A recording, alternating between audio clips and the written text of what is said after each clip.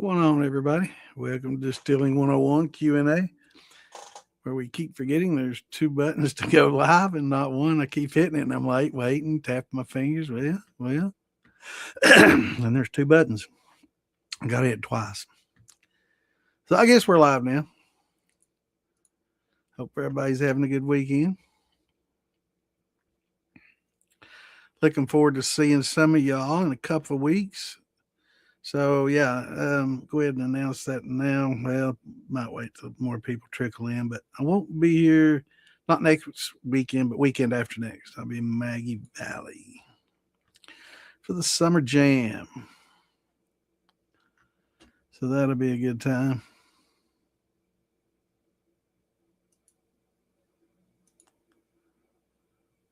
All right, let me get these links out. Let me find my cheat sheet here. Right, here we go. Yeah. Got all my groups on here.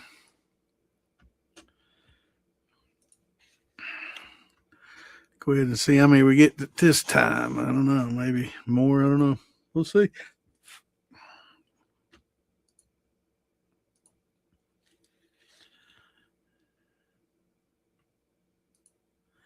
We shall see. But what's everybody got going on this weekend?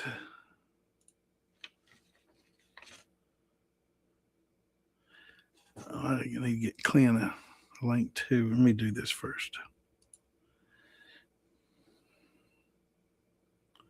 Damn it. My mind, did I just share that to that group or not? Definitely don't want to share it twice with limited sharing ability, so I'll have to check, make sure.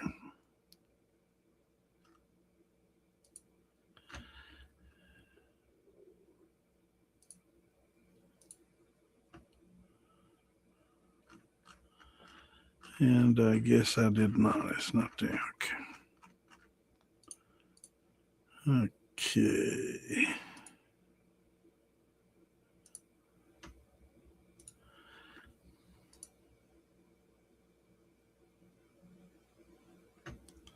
Make sure it's there.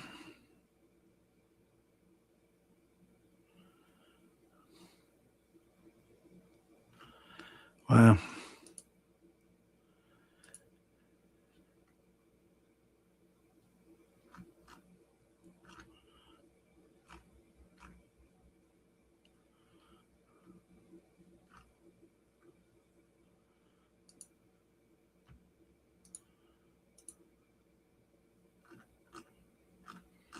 I'm not seeing it. And then I posted it.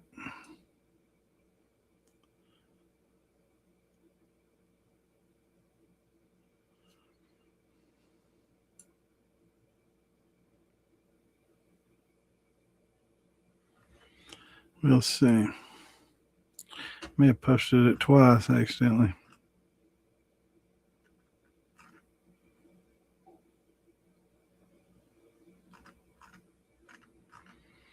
Well, that wouldn't be good. Anyway.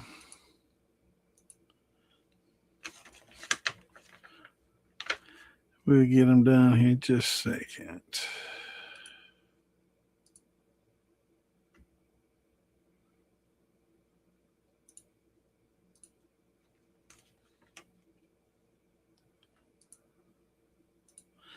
Shouldn't take but a second. I hate this part.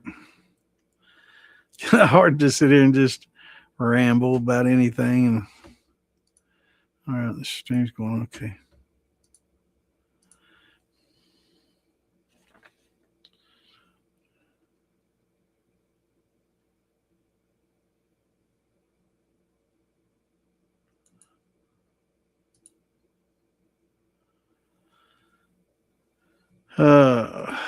Hopefully I get a share more than I did last week initially.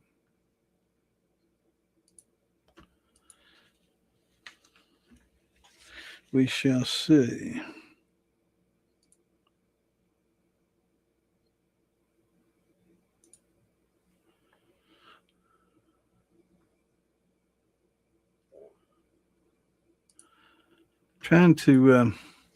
I try to pick out a pretty diverse group because I know in certain groups we're pretty much the same people are in the same groups, but there's also some outlying groups that don't have a lot of the same people that most have. So I'm trying to be more diverse in my initial selection, because I can only do so many. So if some of you are wondering why some groups get picked early and others don't, it's because I'm trying to get out to more people. And by doing this way, I think I maximize that. Because there's a lot of us, like I say, usually every week almost, but there's a lot of us that are in the same groups, a lot of them in the militia and in the same groups, but also have, their own groups and stuff. So, and I'm one of those as well.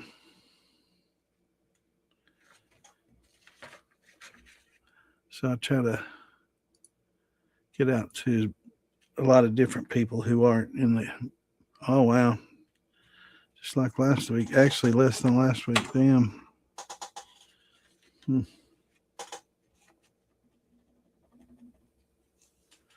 I've lost my little pencil. I have to use a pen, but all right. Let's see. 1, 2, 3, 4, 5, 6, 7, 8, 9, 10. Maybe 11 shares.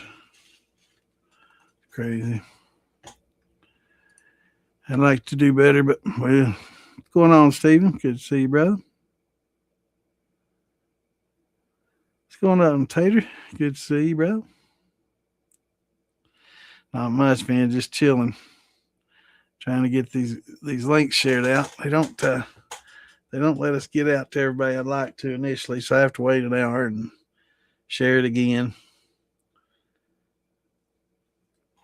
Need to set up an alt or something, or I wonder. Wait a minute. I wonder if I could share this as me individually.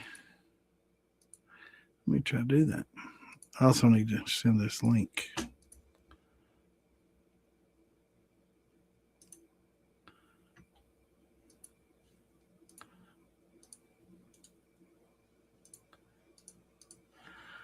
Mr. Clint. Yeah, slow. Facebook is slow for me tonight. Must be a lot of people on there. I hadn't heard from Clint, so he's probably working. It's one of his busiest times right now on the weekends, so he's pretty busy, which is a good thing.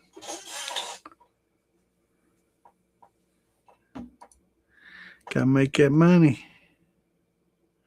What's up, C-Shine? Good to see you, brother. What's going on, Dexter? Good to see you. What's going on, Rodney? I guess I should be saying hey there, everybody. Hey, what's going on, Tater? Man, we got a pretty good beard too there, I see. Kind of look like Paul Tuttle a little bit in that small picture there. What's going on, everybody? Some of these, that's strange. What's going on, Dexter? Hey, Rodney. Nice fight. There's O'Sheen. What's going on, brother? So hope everybody's having a good weekend. Hopefully we can get some newcomers in here asking some questions and just getting started. We can get them going on the right path. What's going on, Mr. Toby? Good to see you, brother.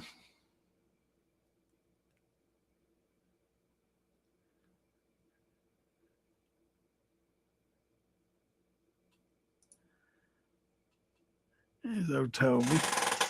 Before he shaved, cut his hair. He looks different without his beard and hair. I used to envy, man. He had long hair, and I can't even get much going on at all.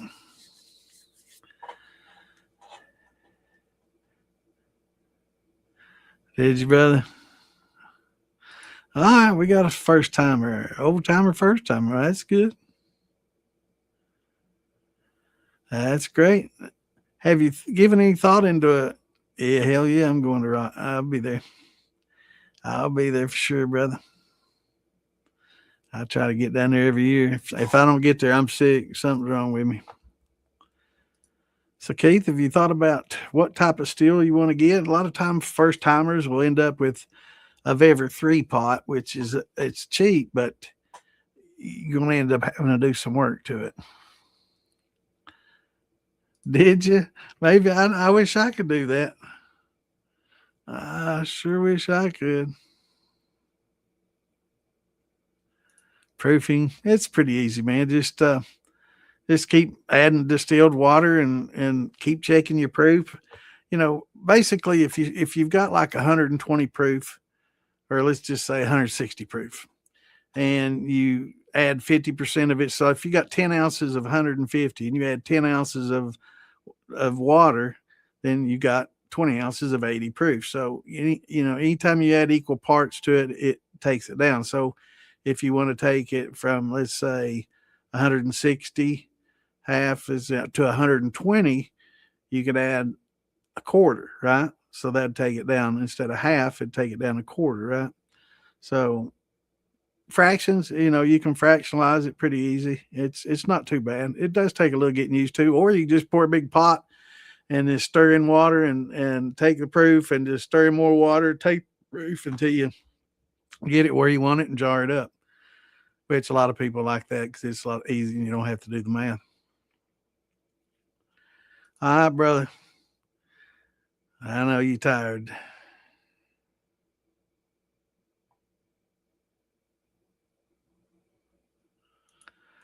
Uh, I would say it's probably easier on a sugar wash because you're not going to have as much heads and fours, right? Whereas on a thin mash, you're going to have more heads and fours. Oh, so you're looking for a copper steel? Okay, well that's good. There's a lot of choices out there. I don't know that much about. I know Steven Steels used to make really good steels back in the day. I'm not sure if he's running it or if his son-in-law or son is or who is, but I know back in the day he did a good job and had a pretty good reputation. And I think his son took over and kind of went didn't get quite great customer satisfaction. I think most of the problem was attitude, not really the quality. Um, so I don't know much about their stuff. North Georgia, top notch. There's a lot of builders in the circle that do a really good job. I would name them, but inevitably every time I do, I forget one, and they're like, "God damn it! Why do you keep forgetting me, man? Why did you forget me? You named everybody but me." And inevitably, I always forget one. So yeah, it's the easiest way to do it. But yeah, I suggest joining one of the groups, and just chatting around. There's a lot of great builders, and the prices, vary fairly well as well. Some of the newer guys that are trying to get established and may not have as good a quality as some of the more established ones that have more experience tend to sell them considerably cheaper. But ones that are more experienced, sell a more refined product and they get compensated for it, and they're a little bit more expensive. Don't know a lot about Steven Stills except for he used to do top notch product back in the day. And he kind of took a hit. I think his son took over and they had some rocky roads and maybe Steven's taken back over again. If so, that's probably going to be definitely a good thing. He did really good work. North Georgia, top notch. They do great work. So if you narrowed it down to that, I would probably personally go with North Georgia. I know them and they're good people. They stand behind their product, but have a little bit of a wait time. So if you're not willing to wait, maybe find somebody else, or they may even recommend you. Or no, I don't know. They may be caught up. They'll let you know. It's a pretty good circle. They if they do, there's handful of builders that can make a good product as well. And I would name a handful, but as soon as I do, like I say, I'm going to forget somebody, and I don't want to do that. So that's why I try not to do names. I did once before and forgot my good buddy Wayne, and I was like, man, I can't believe I forgot Wayne.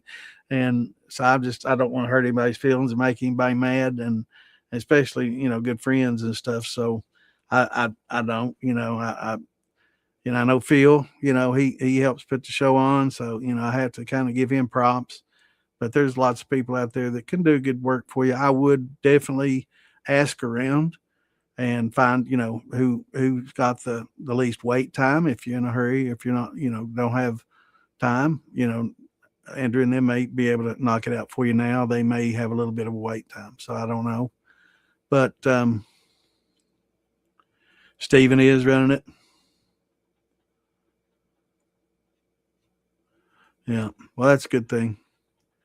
That's for sure. What's going on, Adam? But if you're looking for copper steels, there's a lot of good builders, and join the militia and DIY shine, and just put it out there, that you're looking for steel and what size you're looking at. Let's see, did you say 10-gallon, 15-gallon? And just get in touch with them and ask for some quotes. I would definitely get some quotes. So and and turn times and quotes, and see who can match the quickest turn with the most reasonable price. There's a trade off there. Some of the cheaper ones may not have much wait time, but there might be a reason for that, right? It might not be the more refined steel that you're looking for, but if you're looking for a copper steel, I'd definitely do some shopping around. If you're not, if like a lot of people, when they first get started, they'll go with a cheap 3-pot Vever or a football steel or a keg steel, which I highly recommend for people that aren't sure if they'll like the hobby or not, or may have a limited budget. Definitely, the football Vever football and the keg steel definitely fit that bill, where a good size steel, 15 to 20, 15 gallons to 18 and a half, I think mine is. So decent size, about what you're looking for, but at a very very low price. It's like a keg, you can pick those up $35-$45 and have somebody weld some ferrules on you and be into a keg for 125 or so, after they get the ferrules welded on there for you. And make a larger clean out so you can get in there and clean it out. I ran a keg steel forever, and that was always my biggest issue. Was it was tough to clean out, right? And I didn't have a pressure washer, so I ended up having to take it to the damn car wash. And people wondered why I was washing a beer keg in the car wash. But that was the biggest issue. What's going on, Brian? Copper Steel Co. Yeah. Adam does good work. Yeah, there's a lot of them out there that do good work, and I would definitely join the group and ask. It'll save you some money and some time, and you can't go wrong with North Georgia and Stephen Steels. From the stuff I've seen back in the day that he turned out some really nice work. So if he's the one that's doing it again, as Seashine said, then that's definitely a good thing. But we got a lot of people that are in the group that we can definitely, vouch for. And if you want to join the group and ask around, kind of price shop a little bit and see, there's a handful of good builders.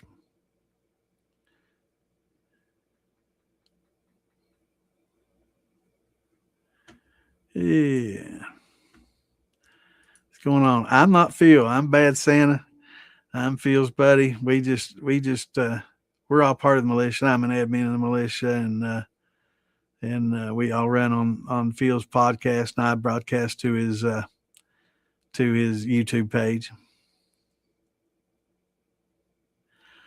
No, but I have seen the results of an steel explosion. And if y'all want to look on Mythbusters, there's a lot of people say, oh, it's just steels don't explode like that. They, that's all just a a conspiracy myth. It doesn't have Mythbusters replicated it, and yeah, it does. It blew the roof off that shack, man. It was crazy, but it was a good Mythbusters episode. But yeah, I've seen the results of some still explosions. We have some people here in the group that's had some not necessarily explode, but flare up on them. You know, become like a little flamethrower. You know, and lost some members of the militias, lost family members to people that got burnt from distilling. Um, and I've seen some news, you know, some newsreels and stuff where people had, that you know were shining in a cargo container, you know, and about blew all the walls off it, you know, from the explosion. Yeah, those flamethrowers are pretty cool. But I've been pretty lucky, knock on wood. I've had some, you know, spit a lot of steam from the seams, you know, back in the days when I had to patch, you know, the seams with putty and stuff, and patch leaky pipes with biscuit dough. But I never had any explode on me, thank God. But I've had probably more issues with dangerous propane, you know, and issues with that. You know, not lighting right off the bat, and then about burning my beard off or mustache at the time, mustache off. But yeah, it's I'd say the gas was the closest I ever come to getting burned up was just from the propane. But yeah, there's a lot of good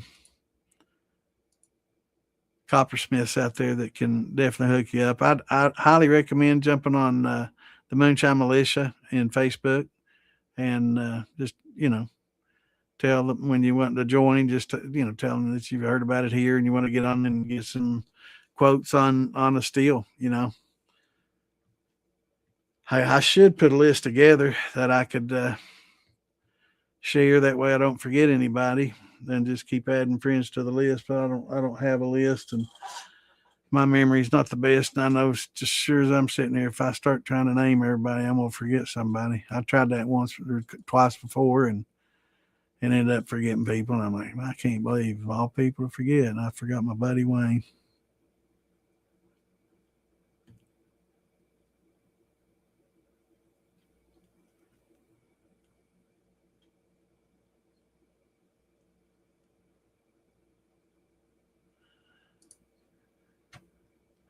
Yeah, I've seen those flamethrowers they got for sale. Pretty expensive though, man. I don't know. I think you could probably get an air compressor and build one. I don't know. It'd be probably pretty risky. I should talk about how to do that on here. They might ban us.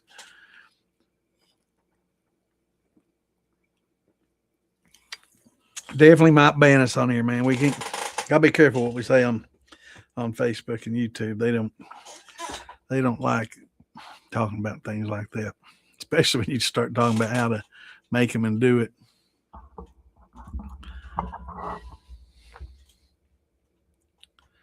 Definitely don't want to do that. Get everybody in trouble.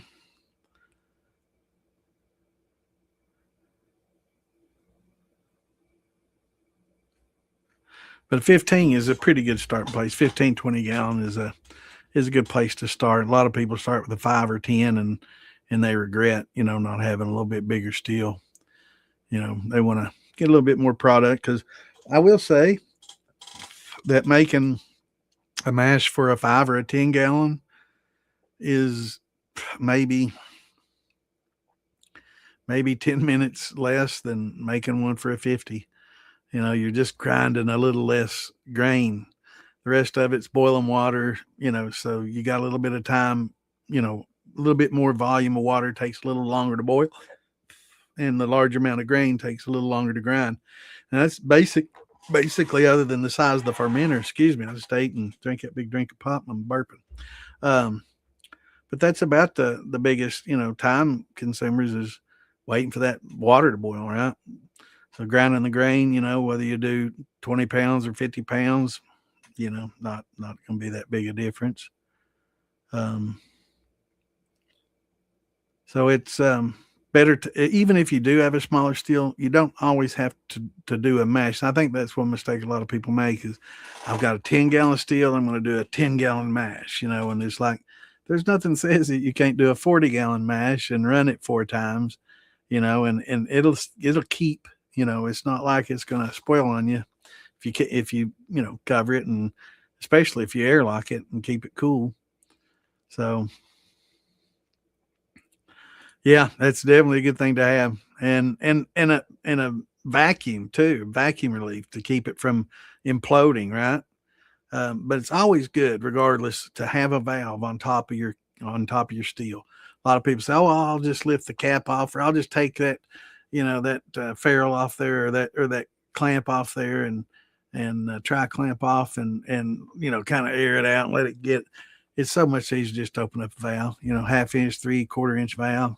It's all it takes, is just break that vacuum, and can save yourself from a steel, imploding, and relying on these cheap Chinese vacuum relief or pressure relief valves. Pressure relief will kick off steam when it gets too much pressure. Really pretty important. If we deal with very low pressures in distilling, 3.5 to 4 in that range, maybe a little bit more if you have multiple jar rigs or a couple of thumpers, but really don't have a whole lot of pressure. So 5 psi or a 10 psi, blow off valve would be fine, right? But a vacuum relief also, to keep it from imploding. I've seen a buddy of mine bought a brand new 20-gallon. He was so proud, nice, spent a couple $1,000, his first time running it, forgot all about pulling that cap, had that thumper full, and it pulled the vacuum and sucked that thing in just like a can, just like squeezing a can. And he had to, take it, and guy blew it out with compressed air, and kind of blew it out a little bit, and he hammered on it, and he did a pretty good job patching it back up. But yeah, yeah, yeah. A lot of people open the cap, pull the cap off, take that tri clamp off, lift it off. You can do that, but that's 200 degrees. What you're handling is 200 degrees, right? So I have to get your grill gloves. It's flimsy. 3/4 inch valve, just ball valve, just open it. That's all you gotta do. So much easier. But it's nice to have the vacuum relief, if you do forget to open that valve, if you did a little bit too much testing in your cuts, and get a little buzz on and forget about, oh shit, I forgot to open up that valve. And you hear that vacuum relief, it gets sucked in and air go in there. It can definitely save you a lot of money, but I just wouldn't want to trust $2,000 steel to a $5 Chinese part. So having that valve on there definitely help have a backup, for sure. And it's nice too to have that valve. You can open it up and put a funnel on it. Turn off your heat, of course. Turn off your gas heat, and pour. If you want to make a second run, pour everything back in there and run it again on top of the back set. If you want to do it that way, or if you have a drain on it, you can drain it and pour more in through the top that way without having to take the setup down at all. Put your 1-inch valve on there if you want to, a little brass valve, be fine.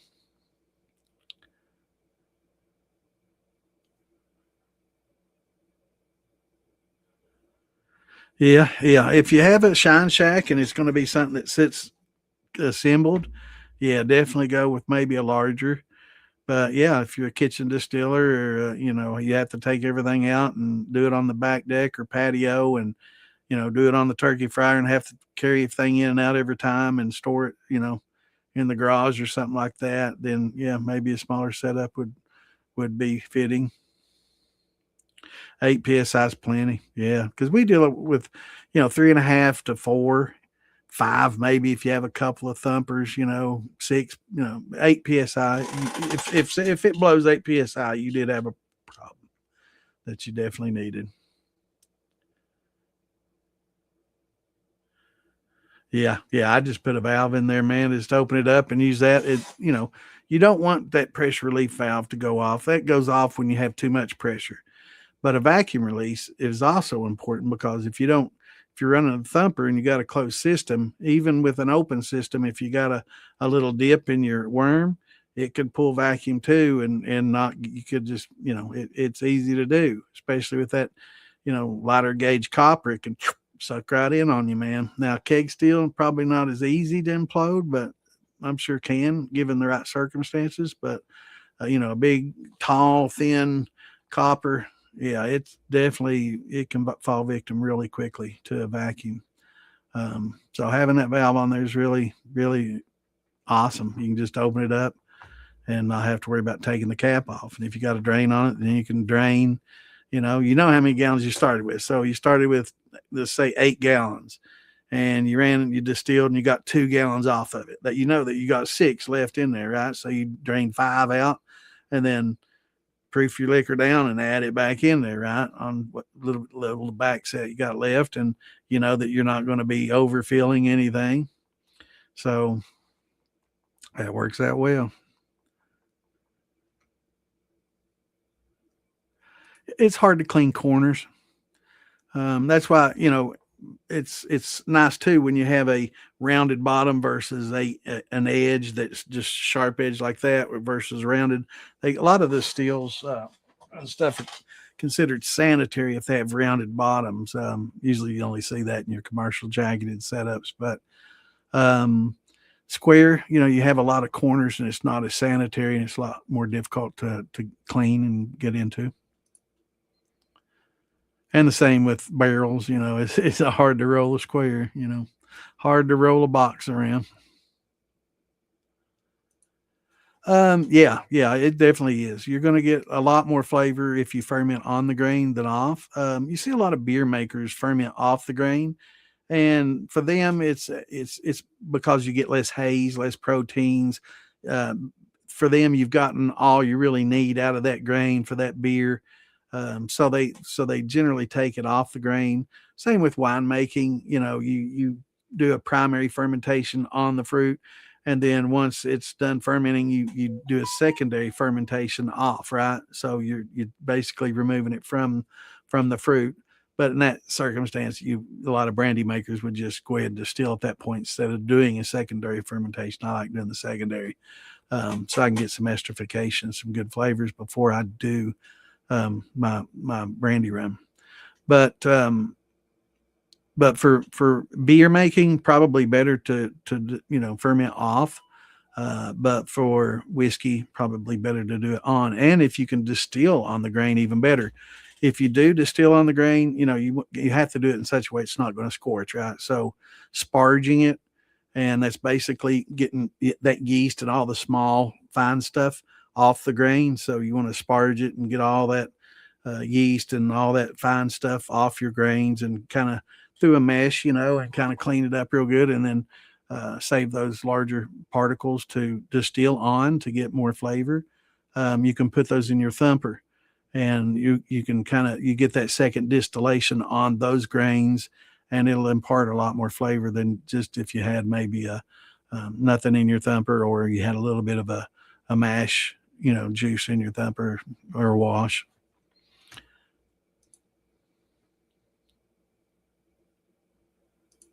Added a HG pressure gauge to my 10 gallon, and when it's up to temp 109ish, the pressure gauge will show 3 to 4. Yeah. Yep. 3 to 4 is about what we get. Sure. Yep. That's about exactly what I've measured. About 3.5 to 4 psi, and it's it's about what we get. It's not like a pressure cooker that we cook, that's intended, generally with a pressure cooker, you're going above the boiling temperature of water, right? That's why we put it under pressure. It gets hotter, right? Than it normally would without the pressure, right? Because pressure increases the temperature. And it allows us to boil things and sterilize things at above 210 degrees, right? Because that's the boiling point. So, you'll have a 5, 10, 15 little weight that you put on those pressure cookers, depending on how hot you want it to get. The higher the pressure, the hotter it's going to get. So pressure canning for like meats and stuff, you definitely want to get that higher temperature to try to kill off as much of the botulism and other things in there that you can. What's going on, Mr. Patty? Good to see you, brother. Uh-oh. Awesome, man. 26 gallons. That's nice, man. Okay, if I'm starting out, can I use plain old active dry yeast from the store, or should I use a different type of yeast? You can absolutely, and recommend it. Learning.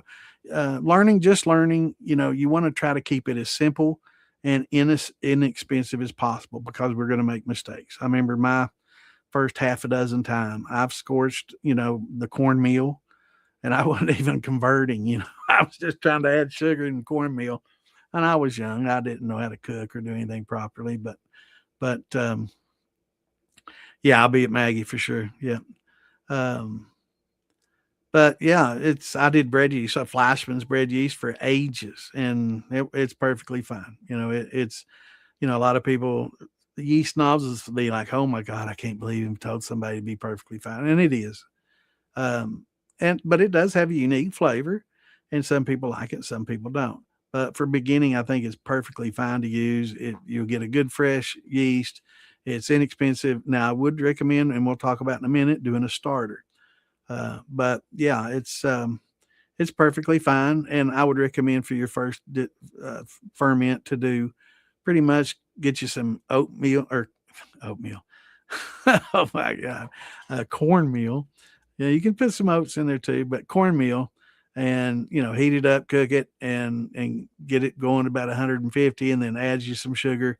Get about a pound and a half of sugar and a pound of cornmeal to a gallon of water, right? So you can do that, and pretty much without a hydrometer, no, you're getting a decent amount of sugars in there to get you, good starting gravity, and you'll get some good corn flavor from it. So it's not as simple as a sugar wash, but I will say too, if it's going to be a sacrificial run the first time you've ever run the still, it probably would go with a sugar wash. That the reason being is it's going to be something you're going to pour out and you're not going to drink, and it's used to clean things out. See, you want to kind of wash your still with water and maybe some Dawn dishwashing liquid. Rinse that really well, and then maybe clean it out. You boil some acid or some acid, which is usually a vinegar or citric acid and water, and kind of boil that off to clean off anything. The water and the Dawn will take off most things that are water soluble and a few of the oily stuff, because Dawn does pretty well with oils. But the acid from the vinegar wash and or citric acid wash, and boil that off, and that'll get things that are acid soluble. Well, some people take it the third step and they'll do things that are alcohol soluble, because those are the three basic solutes that will break things down: water, acid, or alcohol, or even, I guess, a petroleum type product. But alcohol being the one that we can, consume and not worry about. I mean, gasoline works well too, but we're not going to work with gas, right? Or a lot of people will use paint thinners and things like that to clean with. That's a solvent to a lot of things, but we can't use those because they're not food grade. So we'll use alcohol instead. That'll get a lot of things that are soluble in alcohol. So you cover those three bases, especially if you got a copper steel. It's great to cover all those three bases. With a stainless setup, if it's a beer keg, you're not going to be that worried about it. You got a new, stainless column or something coming off that. You're going to want to clean it real well, and maybe run some hot water through it just to check your seams, right? Good cleanup with Dawn should be sufficient, but you can get some alcohol and rub it real good and clean inside your steel parts, and try to get all the manufacturing oils out that you can. And if you do want to run some alcohol through it, or use some isopropyl to help rinse, it all evaporates. So it's not like you're drinking isopropyl, which you do anyway in some of your heads and foreshots. But clean it up real well with that, and you should be pretty good to go. But yeah, doing a pound and a half of sugar to a gallon of water, heat it up, get it pretty hot, 160, 70 degrees, and then add your cornmeal to it, stir it in real good, just let it sit and cool. And then once it's cool, you can, add your yeast, take your yeast, your active dry yeast, and add that to some water that's probably about 95 to 100 degrees, somewhere in there. Maybe if you put your finger under the tap, and you're using tap water, or whatever water you're using. If you got a thermometer, use it. If not, a good way to tell is if water feels cool to the touch, that means it's lower than 98. If water doesn't feel hot or cool, then it's pretty close to 98. But if it feels warm to you, then it's over 98, right? When you hold your finger under there.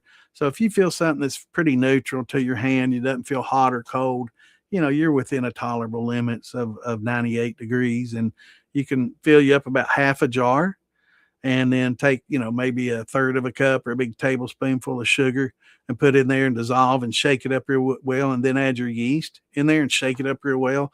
And then take the lid off. Don't leave that lid on or it could blow, because that stuff will start foaming up. Put it in a big bowl.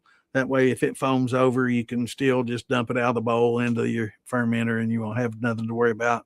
It might make a little bit of mess in the bowl, but it's pretty easy. Get your spatula and just clean it up and get it all into the fermenter. But yeah, but that tells you if your yeast is good and active, and it activates your yeast. So definitely can use the Fleischmann's, or which I recommend. Fleischmann's actually used to be a distiller's yeast, and it works perfectly well.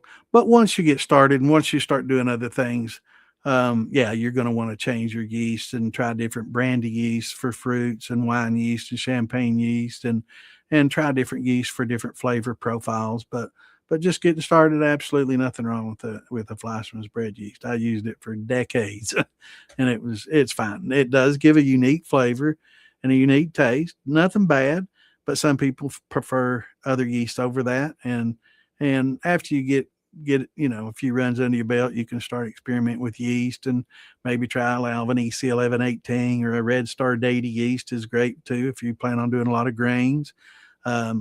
But if you're going to do wines and you want to kind of experiment with meads and other things, there's a lot of different yeasts that are specifically designed and tuned and acclimated for those types of fermentations. Tequila has a blue agave or blue yeast that works great with the blue agave, and it's awesome.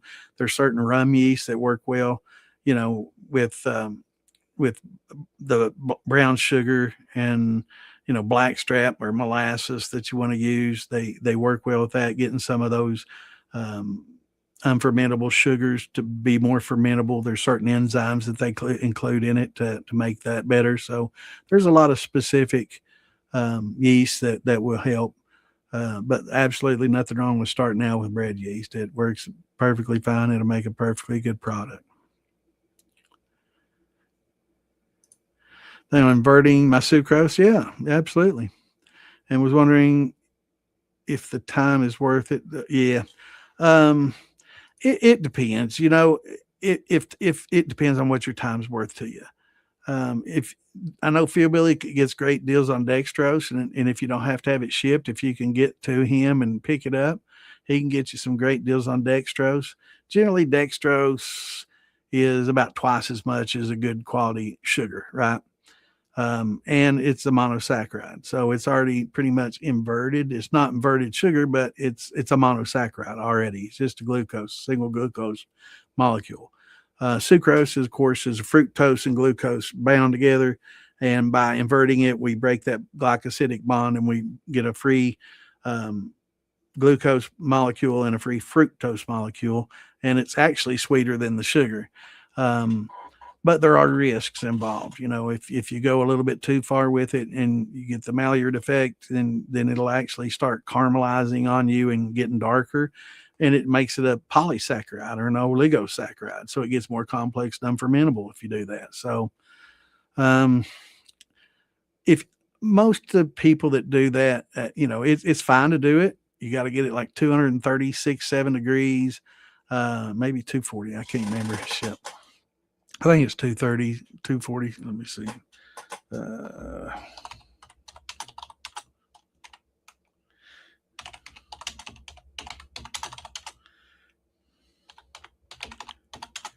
But you want to mix in a little acid that helps you break the bond, and it is 237. Yeah, 237 degrees Fahrenheit.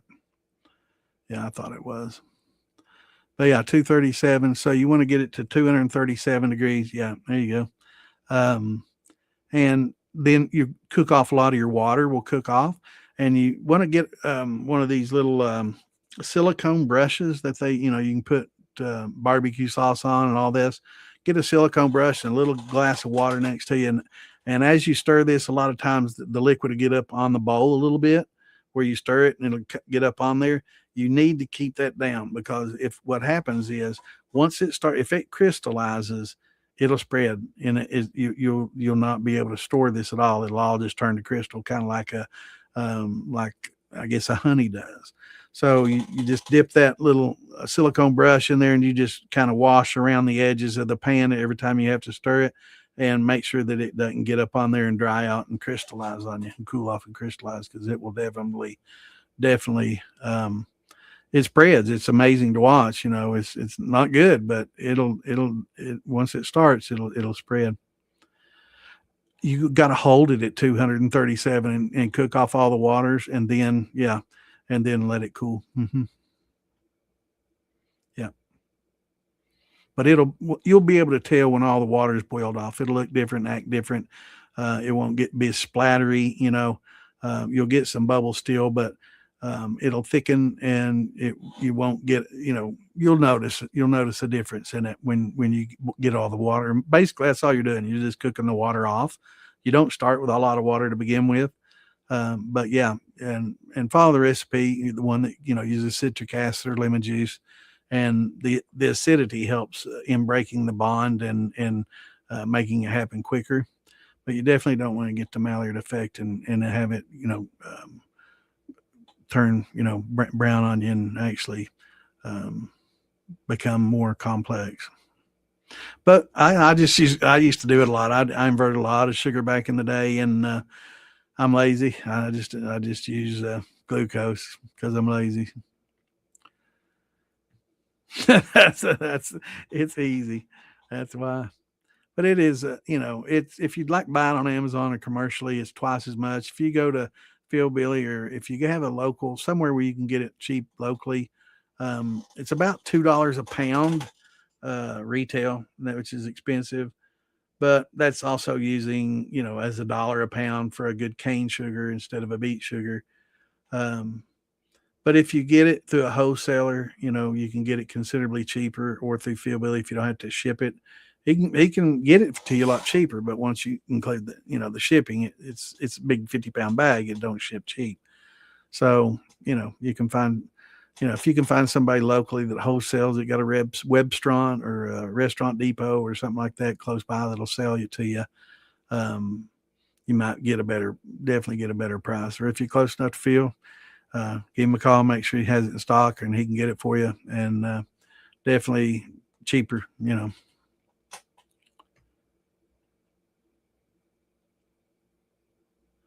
Oh, I missed something here. I sure did. But I hate to hear that, man. I saw something Patty said, and I'm like, whoa, gotten on a roll here and missing that. Brother, I hate that, man. And I know pets are sometimes closer than family members, you get attached to them. Nothing hurts worse than losing a loved fur baby. I appreciate you, brother. Prayers going up for you and your animal, man. Them dogs are hard to lose, man. I love dogs.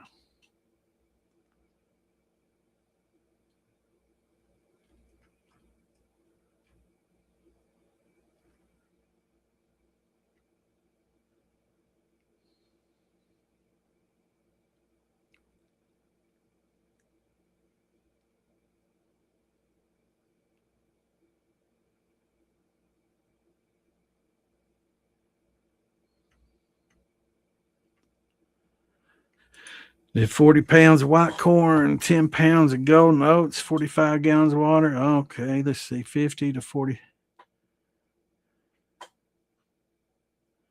That's awesome, bro. Yep. Now what we got to do, Joe, is we got to eliminate using most of that dextrose. We got to start using enzymes. That's what we're going to do next. We're going to start with twice as much corn and Well, about 100 pounds, 45 gallons. So we'll go with about 90 gallons or 90 pounds of grains. Now that can be corn and oats and barley and whatever wheat, whatever you want to use, rye. But using about 2.25 pounds per gallon, and those enzymes or a malted grain, which I would still use the enzymes. That'll be your next step up, bro. But yeah, that's perfect. And that's how fast it will work out. If it's got the right temperature, you got the right pH, you got all your bases checked, it can go smooth and it can be great.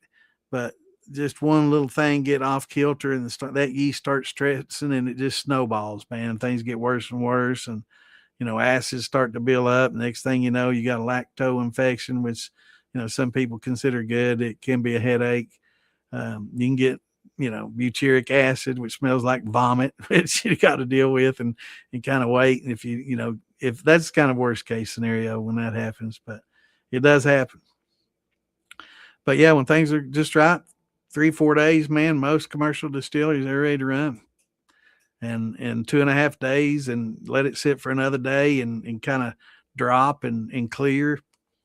Yeah, I mean that's in perfect line, and it doesn't take long, especially with grains. Now, doing fruits and yeast, with that require a little lower temperature, you're definitely going to extend the time, and you want to. You definitely want a longer fermentation time with your fruits. Better things happen, but with grains, quick ain't bad. But with some of your fruits, you definitely want to do a lower temperature. That's kind of how I messed up my watermelon, letting it get way too hot and fermented really quickly, and it was way too hot, and it wasn't good. It had a lot of congeners. It just wasn't a good thing. Oh, absolutely. Yeah. Yeah. Those yeast love it, man. And a glucose molecule, even, they prefer that over a fructose. A fructose takes them a little bit longer, to digest than a glucose. So yeah, it definitely helps for sure. There ain't no stupid questions. Hawaiian punch wine had the double yeast because it has potassium. Yeah, but the metabisulfate or sometimes potassium sorbate. And the potassium sorbate basically just neuters the yeast where they can't breed and reproduce. So you have to keep adding it to finish it off. Whereas potassium metabisulfate just kills yeast. So you continually have to add that because it dies. So it's hard to say which one it had, but yeah, that's an issue with dealing with preservatives. It's completed but too sugary. Um, yeah, if you treat it with potassium metabisulfates, yeah, you can gas it off. Stir it up, let it sit overnight, stir it up again, let it sit overnight, and it should have gassed off most of your potassium metabisulfates, and you can get it restarted for sure.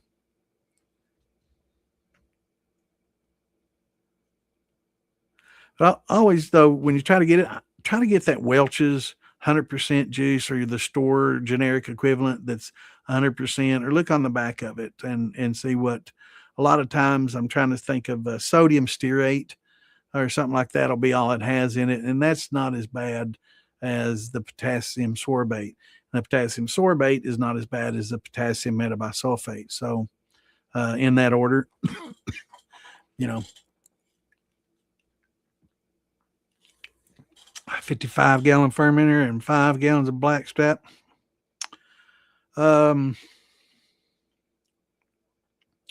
I would just, if you ever just make you like a sweet mash, that's what they call it, sweet feed. Mix it with your corn and make your own sweet feed. A lot of people like that. The molasses adds a rum, kind of a rummy, grungy, note to it. So, it's great for rums if you just want to, use that and maybe some brown sugar to help, sweeten it up. But 5 gallons won't be enough to do the 55. So you'll have to add some sugar to it and brown sugars. And just use your hydrometer. Just start out with maybe 20 gallons of really hot water and add that blackstrap into it and dissolve it in real good. And then And then you can make syrups. Generally just heat up water and do a pound and a half or 2 pounds per gallon, and make a syrup out of it. You could probably even go almost 3 pounds per gallon, since you're not going to use it directly, and just keep adding it and stirring it in, adding it and stirring it in till you get the right gravity. And then, if you don't have enough, then you can start adding equal parts water to syrup to bring up your volume, but maintain the same gravity. That's one of the big important things of having that hydrometer. And you can make your own recipes, and you know exactly how much fruit and sugar that you're going to need, and you can add it accordingly, and you know and get a pretty good starting gravity and a good result. And that takes all the guesswork out of it. You know what you've got started. The only guesswork at that point would be, are they sugars that are fermentable or not? So if you've converted, it's, you don't know. But if it's like just sugar or dextrose, you know that that's 100% fermentable sugars, right? What's going on, Mikey? Good to see you, brother. Hope things have mellowed out in your world. I think last week you was telling us how busy you've been and how many things you had going on. So hopefully everything's going well, brother. What's going on, Keith? How important is it to use all copper or brass fittings? I have a couple on my steel that are steel. Yeah, you don't want to have anything that's carbon steel, or anything that can rust on there. It's definitely an issue. Iron is a problem with fermentation. Can cause definitely some off flavors. If you know, every distillery, before they ever located, back in the old days, before they just used city water that was heavily filtered like most of them do now, always located in a place that had a spring. That's one of the reasons Kentucky had so many places that located here. We've got more running water than any state in the union except Alaska. So any of the continental U.S. states, we have the most running water. And we had a lot of springs that had high calcium and hard water with a lot of calcium from the limestone, right? The only issue was some of those springs had a lot of iron in them, so they would have to test them all to find the ones that had no iron. And that was very imperative back in then, and it is still now. Iron prohibits calcium uptake in the actual fermentation process. It stresses yeast and it adds bad flavors. So, as far as danger wise, I don't think it's going to be like back in the old days when they used oil drums that were rusty old galvanized and iron radiators. Remember those old radiators that people would use in their houses for heat, steam heat, and hot water heat pumped through them? Well, I mean, they use those for condensers a lot, and that was like the worst ever. So you can get toxins from these metals. As far as the galvanized fitting, it's probably not going to be as bad, but yeah, I would definitely replace it with a brass or stainless. If it's a stainless steel, that's fine. If copper is going to be expensive, but brass is fine. A lot of people, lead, brass got lead. Every fixture in your house has brass. It's it might be brass plated, but over, I guess, in the mid 90s, they raised the standards on all the brass, and I think again in the early 2000s.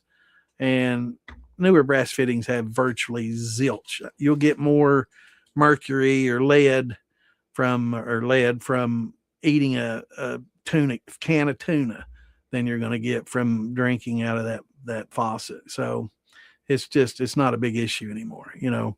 If you live in a house that was built in the 60s or 70s or earlier, then you might have concern. You may have galvanized pipes, and you may have lead, solder. If you don't, if you have copper, it might have the old lead solder.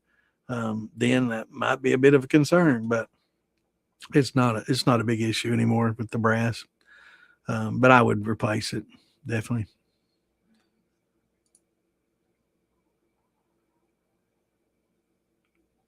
Yeah, you can add blackstrap to your corn mash. Sure can. Makes sweet feed. It's basically just making your own sweet feed.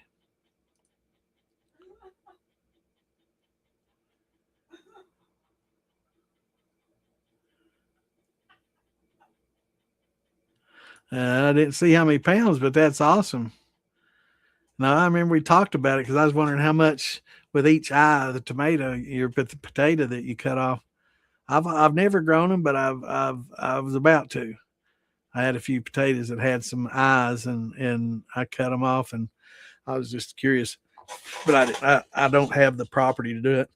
But you can bet your ass if I had a farm or acreage, I'd be tilling up a big bit and putting me in a garden like I used to. But I'm in the city on a smaller 3rd-acre lot, and my backyard has a pool in it and ain't much grass, so there ain't much room for putting in a garden. But I do have a bunch of pots. I got like 16 tomatoes in buckets, and about right now about 5 pepper plants. But I gotta get me some more peppers. I gotta find me some um, jalapenos, and some of the what they call poblanos. I got them.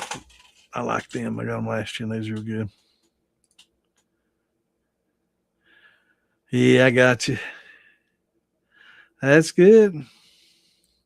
That's what's fishing and frog gigging. That's what she's busy doing. I got you, bro.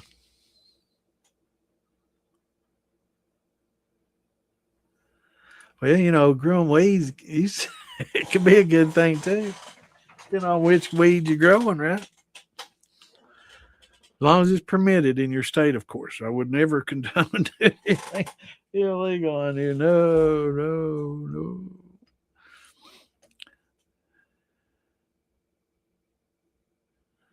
Yeah, he's got to know which ones to pull and which ones to leave. That's the toughie when they first come up and everything comes up at the same time. You're scratching your head, well, which is the plant and which is the weed, They're all coming in at the same time. But I did get a late start this year because we had some late frosts. We had frosts in the May, mid May. So it was a really late start for me this year, and a lot of the people didn't get real good that didn't have greenhouses didn't get good starts this year either. So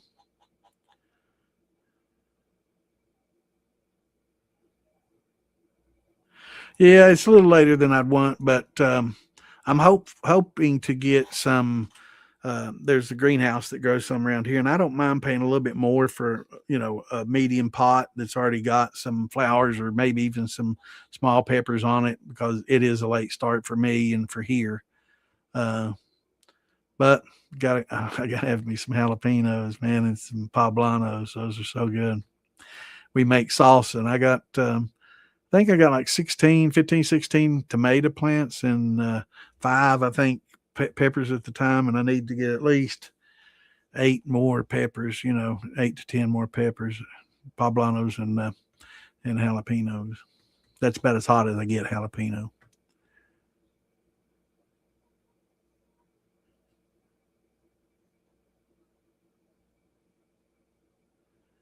Nah, once it gets to 0.999, uh, it's pretty much done. You can wait and let things settle. If you still got some cap remnants, you can scrape some of that off if you want to and just pitch it, or wait until it drops fully. I've done both, but I do like to let it sit and clear a little bit. But the longer you wait, the more chances are that you're going to get a lacto or some calm yeast or something like that. Kind of um, coat the surface with a white looking scariness that makes you think, oh my God, it's ruined. But, um, but yeah, anytime it's at 0.99, you know that the sugars have pretty much all been consumed and you should be good to go. Skim it off, let it settle, and rack it off. I don't pump it out. I don't want to disturb anything. So I just siphon it off, racking it off. I just lift it up higher and siphon it from that into a bucket lower. And I got like a 1-inch silicone tube that I use it's intended for winemaking. And I just siphon it all off, and then I'll leave the yeast bed in the bottom with whatever liquids in there. And if I want to, I can get a separate bucket, put a brew bag over the top of the bucket, kind of lift it, put it in the bottom, but lift the sides up and over, dump it in there and pull the bag up. And I used to sit it under a ladder and let it sit overnight and drip. That worked pretty well. But I got me one of those mop wringers from Walmart, and I can put that brew bag in there and wring it out and get most of the liquid out that I need. I mean, it beyond that, it just gets for what, a pint more of juice. It's just not worth the time and trouble. And then you can take those solids and dump it into your next run, and get some back set, and dump it in there with it and start your sour mash, right? With a little bit of fresh grains every time. Make sure you add some fresh grains to that, though. 50 pounds of yellow dent corn. I would go with 50 pounds of yellow dent, and I would go with 23 to 25 gallons of water, and convert it, and you should be good to go. Gelatinize it like we talk about. You gotta heat it up and hold that temperature. That temperature has to be held at 185 to 90 plus. The hotter the better, but it's hard to get hotter longer like that. But for 90 minutes, hour and a half. And once you do that, it should be fully gelatinized, and add your alpha amylase, stir it in good, and it'll get liquidy on you, and you'll know it's working because it'll get liquidy in no time. And let it sit. And then on the glucoamylase package, some of it will say 140, some will say 120, some will say 100, some will say 90. So just go on whatever temperature your package says, because it'll have different enzyme formulas in there that may be combination enzymes that can denature at higher temperatures. So, but add it at whatever temperature they require, and just let it sit. And you should get a pretty good conversion if your amylase is effective and you gelatinized it pretty well. And then you won't need to add any sugar. You'll get a 1060 or 1070 from just the sugars from the corn itself. So I would start with about 23 gallons of water. That way you get a little bit more over 2 pounds per gallon, and you'll ensure yourself of getting a little bit higher sugar conversion, getting more sugars to convert out of it. 2 pounds per gallon will do fine. If you got the good amylase and you do everything just right, you should get that 1060, 1065, no problem. But if you do the 2.25 pounds per gallon, then maybe 23 or 22, then you'll get 20 would be 2.5 pounds. So in between that would give you the 2.25. So 20 would be 2.5. 25 would be 2. So 22.5 gallons, or 23, would be fine. And like I say, get about 20 gallons going, boiling, just a rolling boil, and add that to your corn, and then get about 2.5 gallons more rolling boil, and just add it slowly to that corn while it gelatinizes it, and maintain that 185. Do it in a cooler or something insulated, and trying to maintain that hot temperature. But if you get a good conversion, you get a good gelatinization, and then your enzymes are fresh and effective, then you will get a good conversion for sure. Oh, talking about dextrose, well, grains for that matter. Talked to a local brewery. We had a local brew shop supply store. It's actually a brewery. Great prices. Fixed 50 pounds of dextrose runs 90. That's about average. It's about 2 pounds, $2 a pound. I can get it on Amazon for 90 plus free shipping, 90 to 100, depending, the price varies. So it's about 90 to 100 on Amazon. But I think Phil can, I'm not going to quote a price, but I know he can get it significantly less than that. Not half, but I'm going to guess. I think last time I heard it was like 150, instead of 200 instead of 100 for 50 pounds, it was like 60, 70 or something like that. That's quite a bit less. But shipping, and if you ask to ship it, it's just going to be about as cheap getting it, there at your brew store.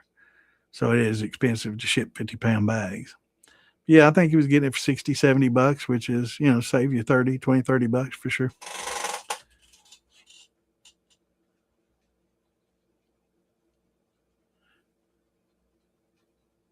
Oh, thank you. Thank you. Appreciate that, man. I'd forgotten all about it, Stephen. I appreciate you, brother. Hey, no problem, Brian. Anytime you got a question, man, jump on here and ask. And there, there's no bad questions, and you probably have a lot of the same questions other people have, and in general, people have the same questions. There's certain things that you need to know, and you know, and we try to cover all the bases. I try to explain things with bringing in all different angles so you can kind of get an idea of why we say it, not just here it's 2.5 pounds per gallon and that's it, not why or whatever, you know. So I like to let people know why, because that's what I was always curious about is, well, why? That's the answer, but why is that the answer? Why is it that time or that temperature? All right, let me get the rest of these links out if they'll let me. Man, I appreciate that. I would forget my head if it wasn't attached.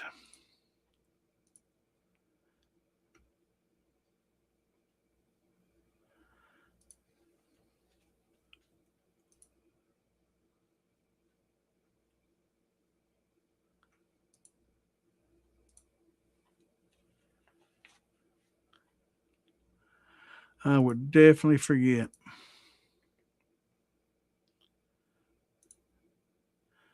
I love having new people in here and others that aren't so new asking questions, man, because the questions you ask, you're not just answering it for yourself. There's a lot of people out there that that are curious and have the same questions but they're afraid to ask. They just sit and listen and hopefully hopefully they'll ask the question that I have, and like I say every time, if that's the case, make a fake YouTube account, create a fake email address, or it just doesn't have to be fake email address, just a new one that doesn't use your name, and ask anonymously if it makes you feel better. Because I understand, there are some people that have concerns, and those are legitimate concerns, especially in certain areas that have ALE. Any state that has ALE, you really have to watch out. And nothing against ALE. That's their job. That's what they do. They enforce alcohol laws, and they have nothing better to do. That's what their whole job description is. So that's pretty much what they do. That's their thing. Most states don't have that. So a lot of the policemen have better things to do these days, especially than looking for somebody in their house making a little beer, wine, and moonshine. There's definitely a lot of things going on in our world these days that we don't talk about on here, but there's a lot of bad things going on that hopefully, well, I got them all shared. That's good. That's a relief. I wish I could do them all at once, though, so everybody could have. Some people think this show starts at 9 because it doesn't get posted to their group till 9. Hopefully, they're seeing it pop up in some of the other groups. Most of the people that are in the groups, they're a member of like 5 or 6 groups.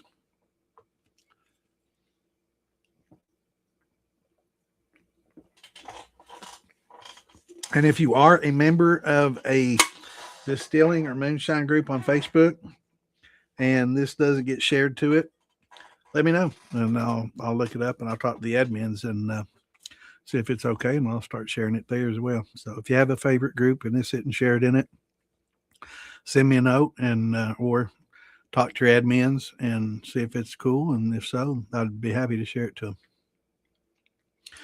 Have a random question that will probably go nowhere. Okay. Have you ever considered mashing popcorn instead of sweet corn? People do all the time. Yeah, I haven't bought popcorn specifically for that, but popcorn works just fine. There's a lot of people that do. It's just a different type of, variety of corn. It works fine. Probably going to be a little bit different. It's probably not going to have as much starches as like a field corn. and it's not going to be as sweet as a sweet corn. So it's going to kind of fall somewhere in between those two, and maybe not be as good. But I've heard a lot of people doing it. Absolutely nothing wrong with it. Smaller kernels, a little bit smaller than your average kernel. But yeah, a lot of people have done popcorn. It's expensive. It's not something that I've sought out or sought to do, but a lot of people like doing unique things, and I'm more of a traditionalist. I don't really stray from. I probably should experiment more, but maybe now that I'm retired, I'll be able to find time to do some different unique things like that. But yeah, it's perfectly fine to do popcorn. For 4 1-gallon cans of peaches and light syrup. I was thinking about putting that on with your corn. Yeah, I mean a peach and corn makes a good combination. You can add some oats with that as well, and you can use some brown sugar. If that light syrup isn't enough, um, and get some pretty good combination there. It's a mountain brandy or a split brandy. I always call it a mountain brandy. Um, Different names. We always consider the split brandy with several different fruits. Um, but some people call it mountain brandy where it has grain and fruit, split brandy. So I guess it's just whatever it was called locally. Different people call it different things. But mountain brandy, with the fruit and the grain. A lot of people do it. It's perfectly fine. And, corn flavor and peach flavor would be something complementary that would work well together. Rye works well. A lot of people like a peach rye and an apple rye, because the spiciness of the rye goes with the sweetness pretty well. So, but um, yeah, you could. I would just ferment it all together. Corn and all. Just put everything together. If you want to try to convert your corn first and get a good conversion, and then if you can start adding your cans of peaches to that, and if it sweetens it up a little bit, you can add some water, or you can you know do that. Just use your hydrometer, to get where you want to be, and then just ferment it all together. And that way your grains, and I would add a little bit of a nutrient in there, because really corn doesn't have much nitrogen, has enough almost for itself. It's to the point where most people don't use a nutrient when just doing just corn, but you actually could. It's probably 80% efficient, where it probably could use about 20% of a nutrient, not a whole lot, but a little bit to help it along. Um, but if you do add a substantial amount of peaches, maybe a little bit, maybe a third of what your nutrient calls for, add about a third of that. And you could step feed it as well, which is a lot of people are doing these days, and not adding any nutrient right off the bat. And on day 2 and 4, add some more and step feed it. Use half on 2 and half on 4. That works well too.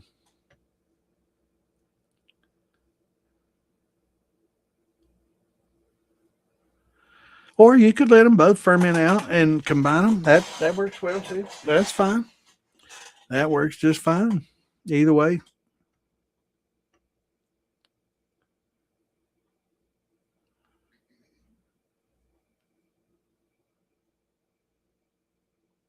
You done? Yeah. A lot of people done popcorn. I just never, it's I'm cheap. I haven't done a lot of heirlooms. I've done a few heirlooms, but I haven't done. I know pretty much that Yellow Dent does pretty damn good. The best whiskeys and bourbons in the world were made with Yellow Dent corn. You can't, kind of hard to go against that. So, but it is fun to kind of get some heirlooms and some of your reds and your. Um, I haven't tried the Oaxacan. I want to try the Oaxacan, and the Argentine orange are a couple that I haven't tried.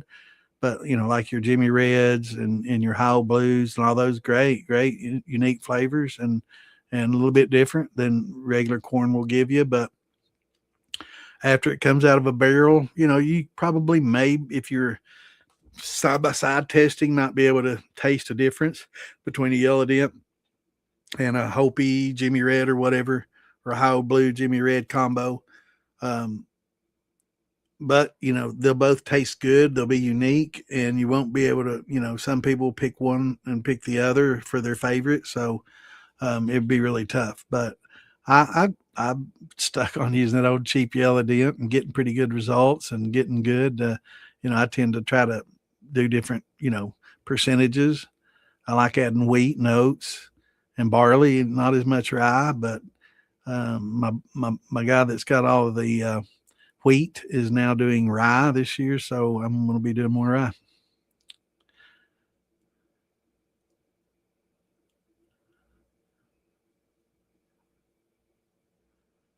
That'll be interesting.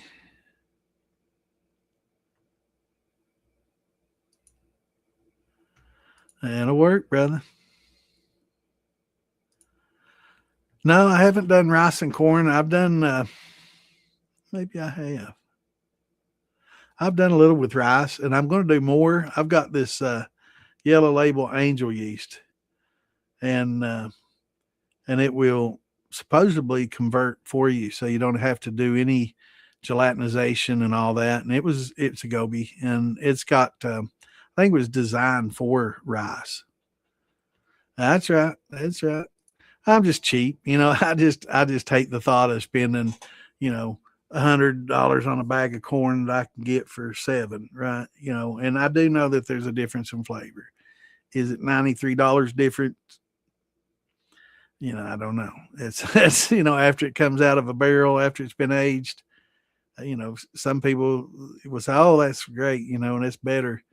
Is it that much better though? And after it's been in a barrel for 3 or 4 years, it's going to be taking a pretty good taster to taste the difference. Now you may be able to taste the difference, but once you say, okay, well this barrel, 53-gallon barrel costs several $1,000s in heirloom corn. This one costed, maybe a few hundred. Is it worth 3,000 more? No, I mean that cheaper barrel, right?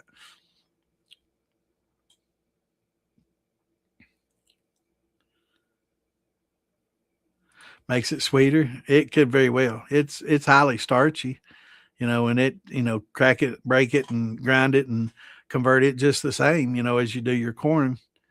But yeah, so does wheat, for that matter. Wheat will make it sweeter.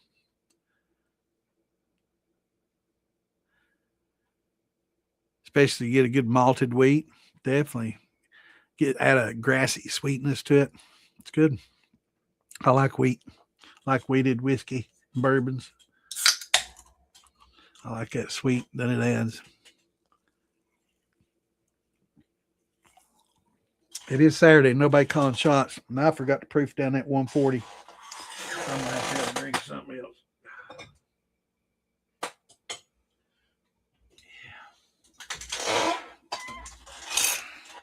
I can't deal with that 140, man. It's been scratching my throat every damn night. I drink it. I got to proof it down. I could probably mix it with this. It's 100.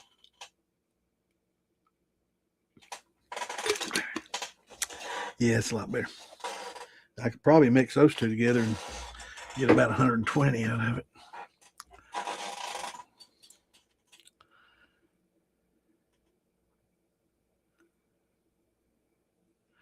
Tannic acid. Yeah, I mean, you're always going to have organic acids in the fermentation process, and that's actually a good thing. You just don't want certain ones, to build up in high percentages, like a lactic acid or a butyric acid. There's a lot of different acids that'll form them. But yeah, that's not going to be an issue. Yeah, I like the creaminess, buttery, especially like with that peach and corn, that'll give you kind of a peach cobbler kind of effect. That creaminess will kind of replace that crust that you get in the cobbler, right? So it's always good to add a little oats if you're going for that cobbler, milky, creamy, to add to the fruit flavor. It makes it good. Oats, just 10%, be plenty. Yeah. I always just throw a few handfuls in, so I don't do a percent. And a lot of times I don't even really include it in the grain bill or the weight. I'll just throw a few handfuls in there or half a box just to, just to soften it up some. But if you do, use a lot of these grains, like a lot of wheat or a lot of barley, a lot of rye, any of these grains that have a lot of gluten, we talk about this. It can, instead of gelatinizing, you get a real gummy, right? It's just kind of a clear, gummy, gooey, slimy. Everybody describes it a little bit different, but it's a different consistency, and it's a little tougher to work with, kind of like the gelatinized corn. So there are some enzymes that will help break those down. Beta glucanase. So if you're not using malts, you can get some beta glucanase or some Seb Flow or Visco Seb that will help break those down. Hello, Miss Marie. How are you? Hope you're feeling better. Yeah, we had a lot of rain too. It has been pouring. We got it yesterday and last night. There was lightning and a lot of water in the cat bowls out there. I mean, they were full, which tells me we got a lot of rain last night. Probably half inch to an inch of rain over the whole night. I don't know. I'd have to look it up, but we got quite a bit.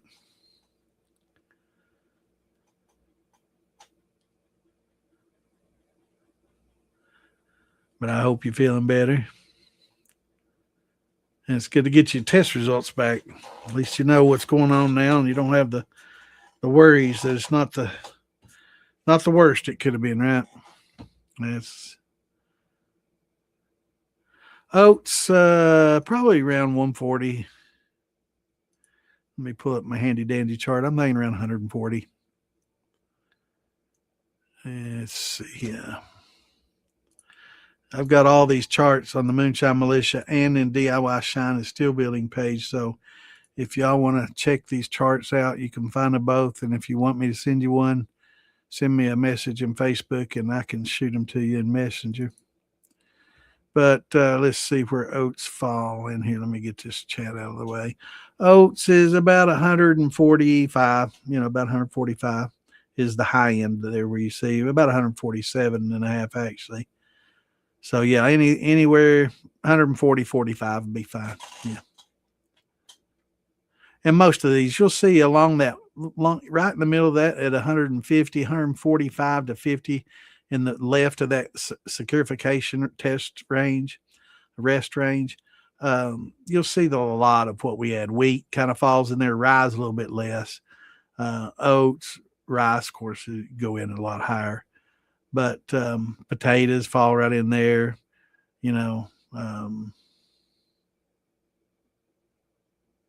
barley a little bit less, but malted barley is right in that range right there,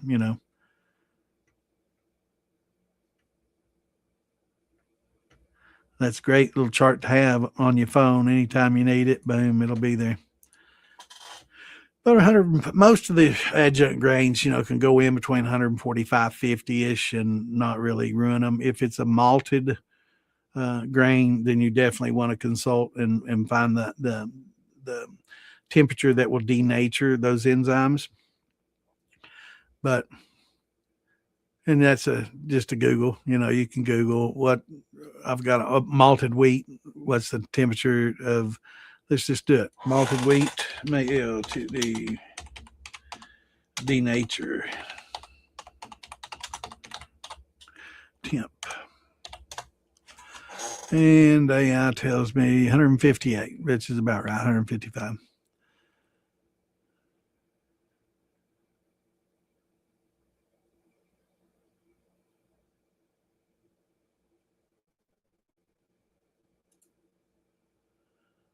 Yeah, temp is good. Yeah, typical optimal mashing to keep enzymes active and convert starches to sugar mash between 147 to 50, 156. And that's why I say 145, 55. So that's definitely right in the range for sure. But if you notice, back in the days when we powdered alpha amylase, and when you add your malted barley, 155, that's pretty much the temperature, the upper temperature. you any a little bit more than that will start it to denature. So 150 to 55 is that range that you wanted to get in with your alpha to get it fully active, because you want to get it as hot as it can get before it denatures, right? So you don't want to go to the denaturing temp, but you want to get it right before that. That way it's the most active and will be most effective. That's its effectiveness. Definitely.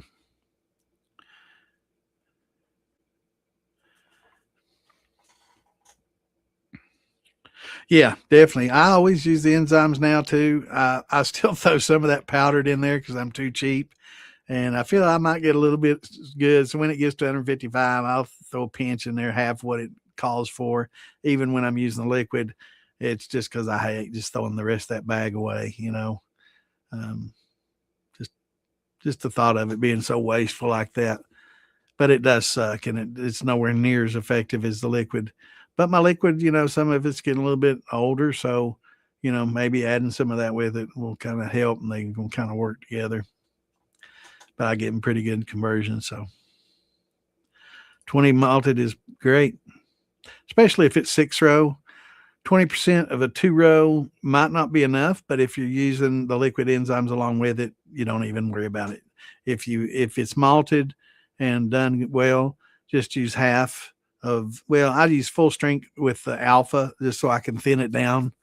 But when it comes to the gluco at the end, you don't necessarily have to use the full amount. You can save on it a little bit and use half what it normally would if you're using a 20%.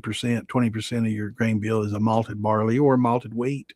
Malted wheat contains a higher diastatic than 6 row barley. So if it's malted properly, both malted properly. So it can have actually a little higher diastatic than just the malted barley. But I'm always going to use the liquids, just to help things along. I may not use them in the full strength that I would if I didn't have a malt, but yeah.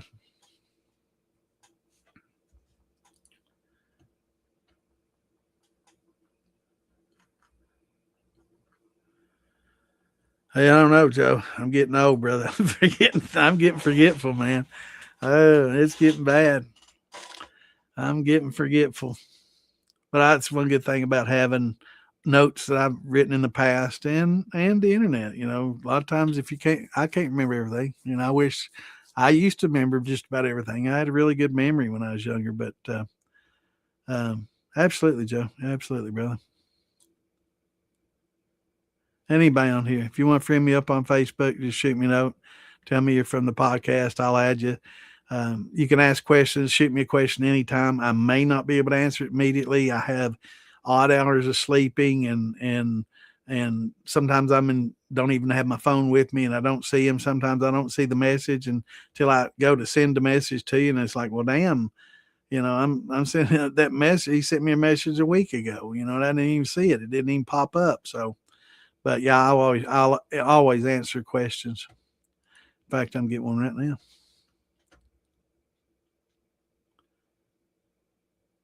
Oh, it's my buddy talking about making Maggie. He's hoping to. But you better be there, Warren.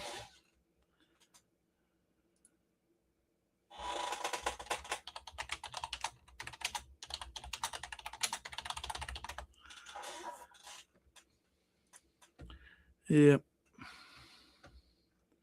Hope they can make it. Oh, trying to remove that.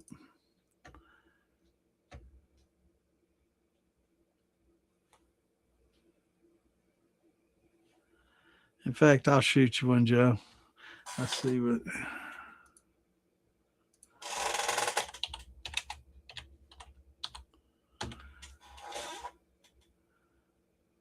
Well, helps us build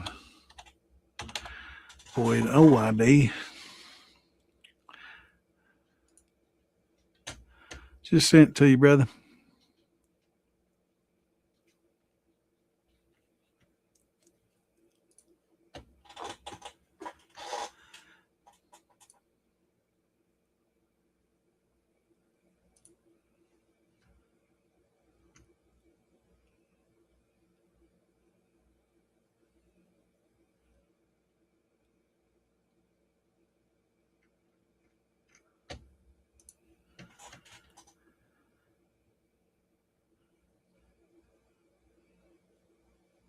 Yeah, yeah, it's fine, man. You can shoot them to me. I understand, and you can actually on DIY shine and steel building. Now you can on the militia, I don't think, but on DIY shine and steel building, there is an option to post anonymously, ask your questions anonymously, and the only people that will see that are the admins, and that would be me and Eric Ayers, and we're both cool. So you won't have anything to worry about. If you want to post questions in there anonymously, feel free to. And I'll answer them the same. If I know it's you or anonymous, I'll answer them all the same. I try to, you know, treat everybody equally.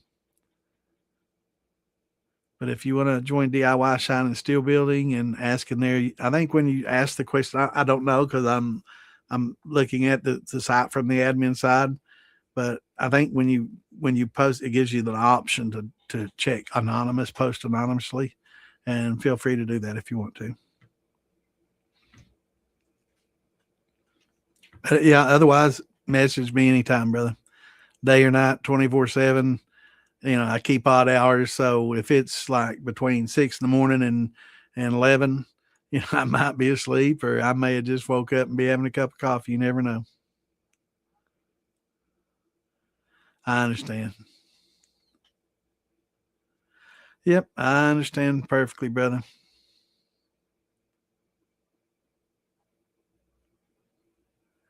And there's people that don't have a certain level of paranoia.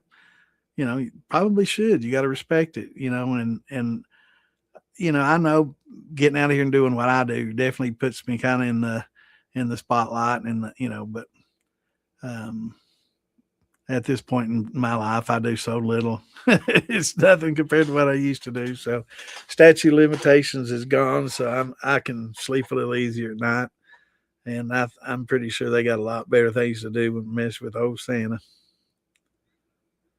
And we don't have ALA here, and they're pretty lenient here. I better not say that too much. Lenient, huh? But yeah, they got a lot more things to worry about. I'm not selling or hurting anybody, you know, and it doesn't leave my home. I used to take it to festivals and stuff with me, but that's interstate, man. That becomes federal when you go take it from one state to the next. So if I took it from here to North Carolina where they have LA, ALE, be risky. So I don't take it to out of state anymore. But if you're at Beattyville, you definitely might have a little bit. Or in state, they've got this moonshine. Another one going on in Land Between the Lakes in October. I think we posted, and there's the Moonshiners Ball that's the same weekend that going on in South Central Kentucky. So I may hit one of those. I can't hit them both the same weekend. But that Moonshiners Ball, man, it's got a lot of music, a lot of good bluegrass music too. So I like that. I like that old bluegrass music.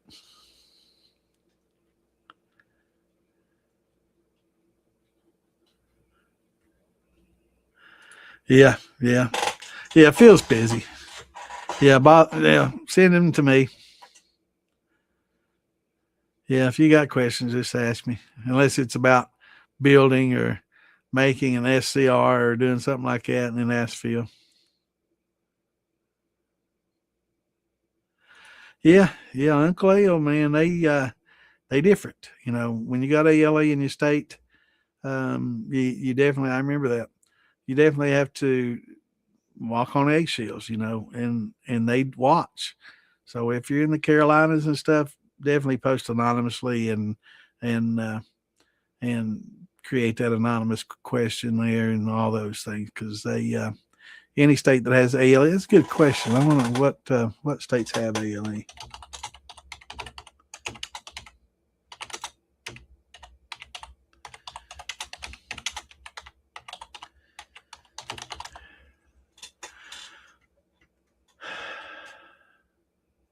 All right, all states have ABC, alcohol and tobacco. We know that. That's different.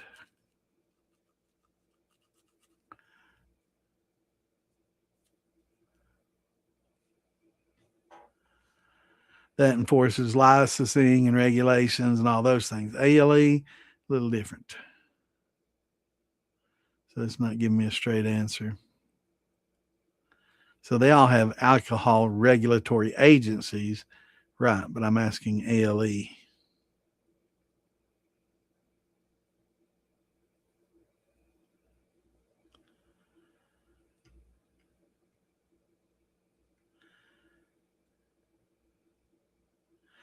So I guess each of them have, different regulatory. So, but I know that ALE is a little more alcohol law enforcement. So they have less to do. Alcohol beverage, they're more concerned with are all these commercial places paying their fair tax, keeping their paperwork straight. Are they selling under the table? Moonshining and bootlegging is not the big thing that it was at one point in time back in the 70s and 80s and 90s. It's and now that they've become more lax, with marijuana, they've become more lax. There's states that allow distilling now at home. So it's definitely become more lax. So not quite as strict as they used to be on it, but some states are still.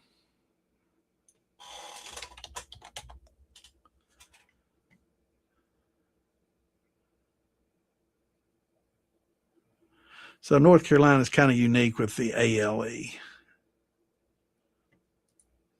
I thought there's other states that had it.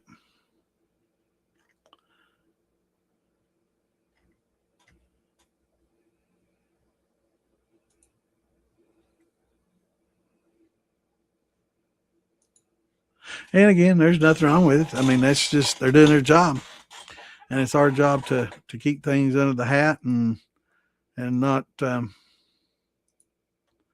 not draw the heat on us. A lot of people talk about selling on Facebook and give what they got available and things like that. I mean, that's pretty damn ballsy. I gotta say that's pretty ballsy. I would never dream of that.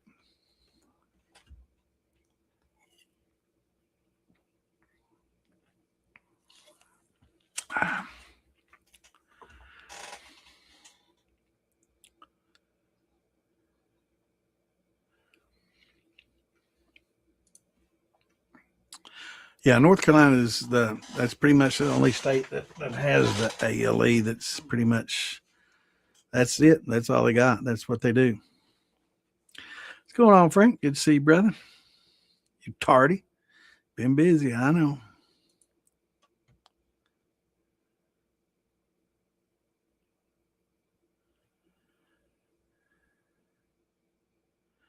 Of every brew pot. Are you talking about the Bever brew pot that looks like that? Or the Bever brew pot? Damn it.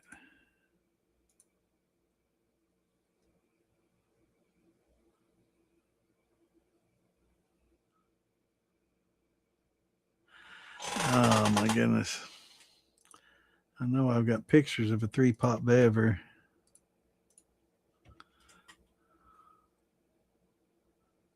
There. Or does it look more like that? What's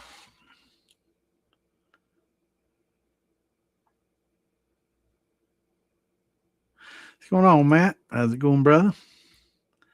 You pretty close to my old stopping grounds. I grew up in Eastern Kentucky in Pike County, so you right across the border.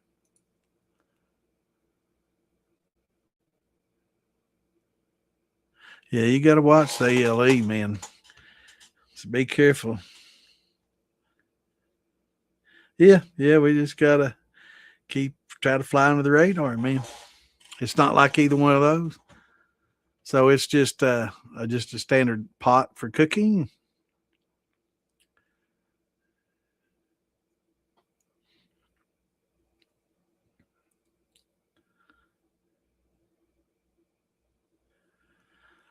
I've not, but I would really like to. I know it's towards the end of the season, so it's kind of a great time to go. It's a little cooler there. I know Jay and Amanda talked about going a couple of years ago. I don't know if they made it, but I know they're wanting to go as well. I would love to make it out there for it. Sounds like a great time. Um,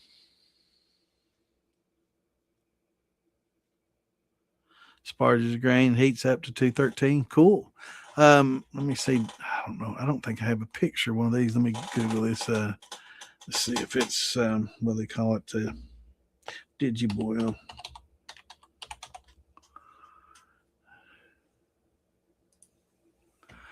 They look like one of these. Oh, well, actually, that's probably it. Let me get a screenshot of that.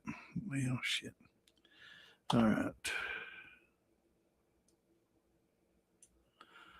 Oh, really? Not going to let me screenshot that? I bet you will. Trying to block me screenshot. Can you imagine that? All right. Does it look like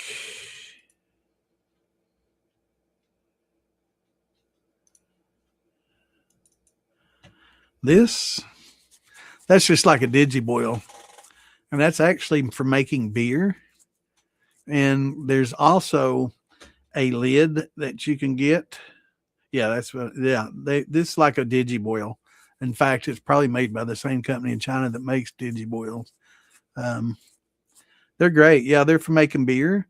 They make an extension to put on top of this, so you can undo the top, and then you can clamp on an extension. It's just an extension tube to make it hold more. And they also make a lid for this. And there's other people that make lids for this. You can get copper lids from certain places that have a ferrule on it, so you can use it for distilling as well. There's also, and I don't recommend doing it because you probably void your warranty for sure, but there's a way to rig the heating elements so both of them heat at the same time, so you don't have low, medium, high. It's just pretty much high. Ultra high, which does the low. I think there's different coils in there or something like a stove, and it does them both at the same time. Um, and it's the same thing as a digiboil. There's a T500, been around a while, but it does have the sparging tube, and it's like I talked earlier about sparging and getting all the, the small stuff off. Yeah, it's for beer makers, and it's great. They work well. I was going to get one, but my concerns were if the element went out in the bottom, would I be pretty much rendered with a useless piece, or are they interchangeable? Can you buy replacements? And that was my concern. So I just ended up getting a pot and a turkey fryer and just going with that. And I got the football where I can put that on a turkey fryer, or I can put that on the stove, or I can weld an element into, or a ferrule into the bottom of it and go electric with it if I want to. So I went with that. Be a little bit more versatile, but those are fine. And like I said, they've got a lid for them you can buy that'll clamp right on there with a ferrule on the top. Yeah, they work great. Yeah, they're great for beer making, and beer making is what you got to do to make whiskey, to make a whiskey mash. But a lot of times beer don't deal with corn, but absolutely they work great, and you can mash in, use them for mashing. It's perfect. And probably a little less. You can put in that false bottom, and maybe a brew bag, and worry a little less about gelatinizing your corn and scorching it and cooking it. But also make sure that you never heat it with out any liquid in there. It's definitely not going to be like a regular element, but yeah. But yeah, I looked at those. The one I looked at, I think it's for Vever had them. I don't remember ever seeing the Vever model, but it looks just a lot like the Digiboils. But you can see it's got a little false bottom. That little plate in there is a false bottom, so you can put a brew bag in there, and you don't have to worry about it getting to the element. And yeah, those work real well. And in fact, there's quite a few people that have those that love them, and a lot of them are beer makers too. So it definitely, because when you beer make, they do it opposite of what we do, right? When we start with corn, we start at high temp and work down and add our grains as we come down in temperature.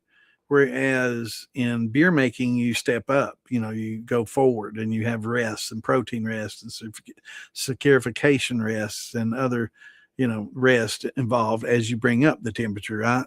So it's kind of opposite of what we do. So you can actually, I've talked to beer makers and they were always curious, can I just do my beer mash like you were talking about with fruits and corn? Can I do them separately and combine them at the end? And absolutely.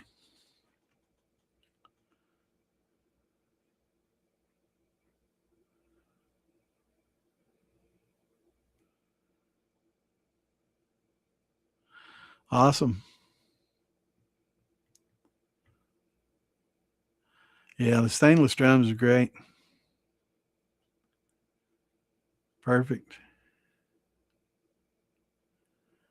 Yeah, that's a good setup for sure. Just, you can get the copper mesh and, put that in your column. If as long as that column is 2 inch, or bigger, loosely pack it in there. Make sure your vapors can flow through. Make sure it's not close to the bottom where you get chunks puking up into it and maybe packing it and filling it up. Don't want to do that. But yeah, if you have a sight glass on your column, a lot of times people will have columns like this. And I say that without finding it. Second here. Try to keep all my pictures combined, but I keep downloading and screenshotting them and I forget to add them. And I got 2 different files that most of them are in. I always go to the wrong one, just like I just did. Yep. Like these columns, that would probably be a little undersized for a 50, but that's a 2 inch. But with a 52 would be my minimum. But 3 or 4 would be optimum. I would definitely run one of those 4-inch columns. Let me show you what. Get one of these off Phil Billy. He got a good deal on them. One of these. Run one of those on that 4-inch column. Hell yeah.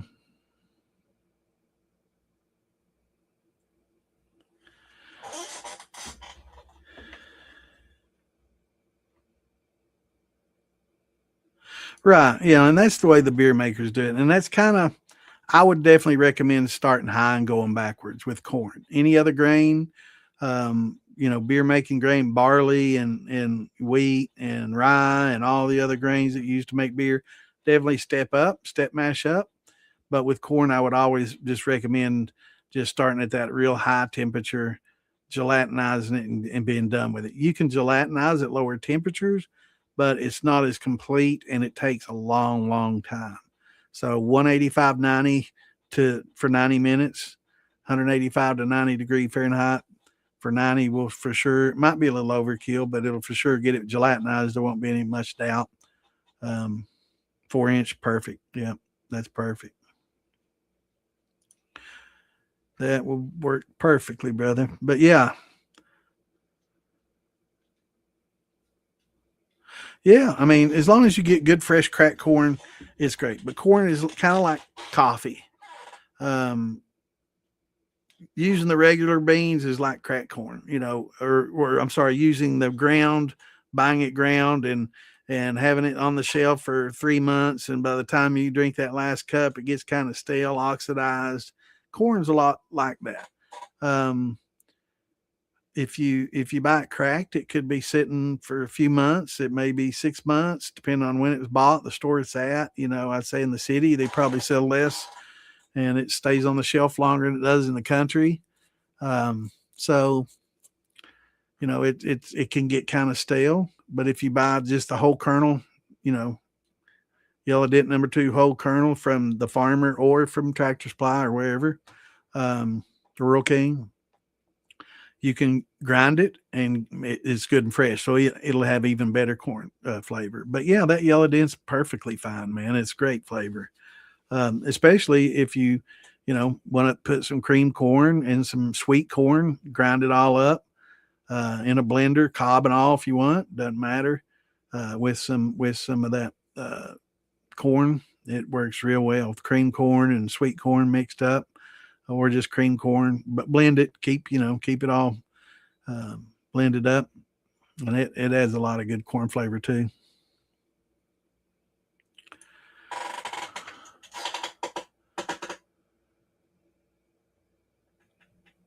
Right,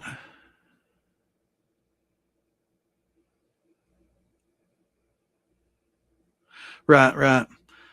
Pint jars, fine. Coffee mugs work well. Whatever fits that height just right. I put a coffee mug in mine because I got one that fits just right in the center of that false plate, and perfectly sized, and it'll handle the heat real well too. So yeah, a jar or whatever works.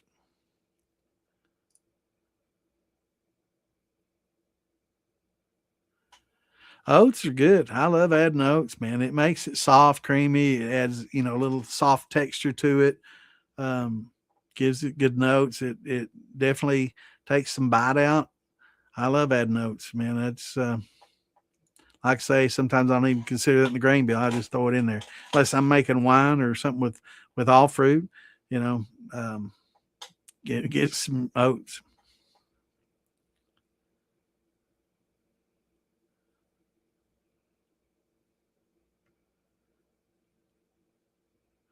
Hell yeah, I don't know, man. I love eating corn.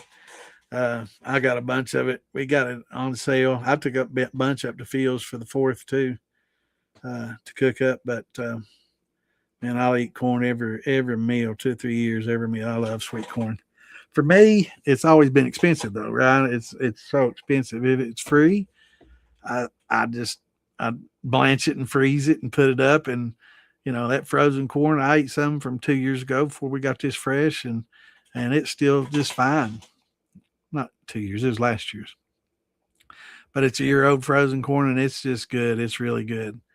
So yeah, I have to. We got a little vacuum sealer. I love it. But yeah, I'd have to eat the sweet corn, man. I love it too much. But save some maybe for grinding up and putting in your thumper, and infusing with that, and cream corn works real well. But if it's free and you got more than you can eat and you can't freeze and you don't have room to freeze it, yeah, hell yeah. Or if you live next to a farmer and he's done run his combine through it and says, you know, field corn or whatever, whatever's out there on the ground or whatever you can have. Man, I know shiners from back in the day. We'd be out there picking bags, so our backs broke, man, just getting that free corn. I would, man. Blanch it and put it up. We got stacks upon stacks in our freezer from last year and this year. It kills Ann when it goes on sale. She's like, "Oh God, I know he's gonna buy a bunch, man. I'll come home with 50, 80 years, time, and I'll get that big vever out, man. We'll get that thing boiling and do them all and get them done quick." She likes that big pot.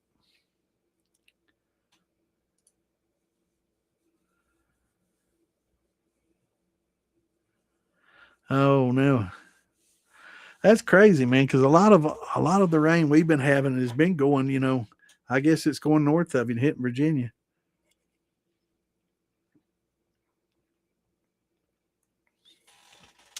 Hopefully, y'all get some, man. We've had plenty of rain this year. I haven't had to go out and do a lot of watering on my plants yet, and I didn't have to today again. And in fact, they were a little bit stunned from getting too much. I thought I was going to have to put covers over them to keep some of the rain off of them. It's been raining so much.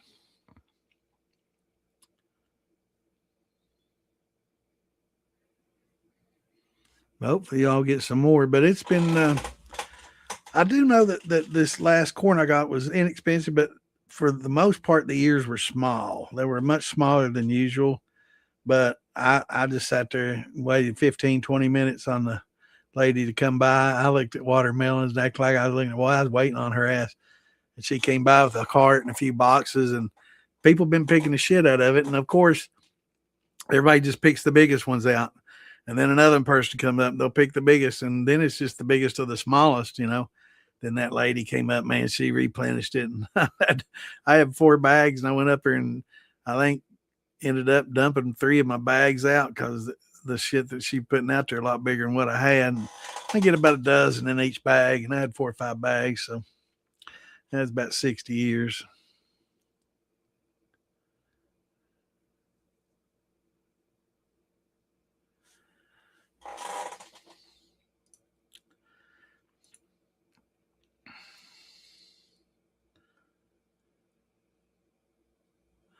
Yeah, yeah.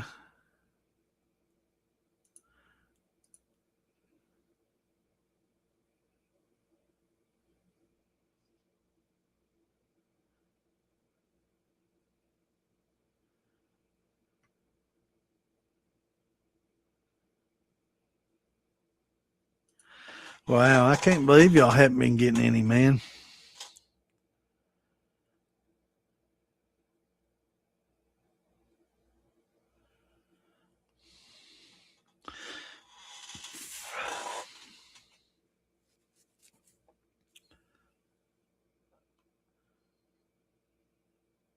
No, brother, we're up to our ears, literally ears in corn.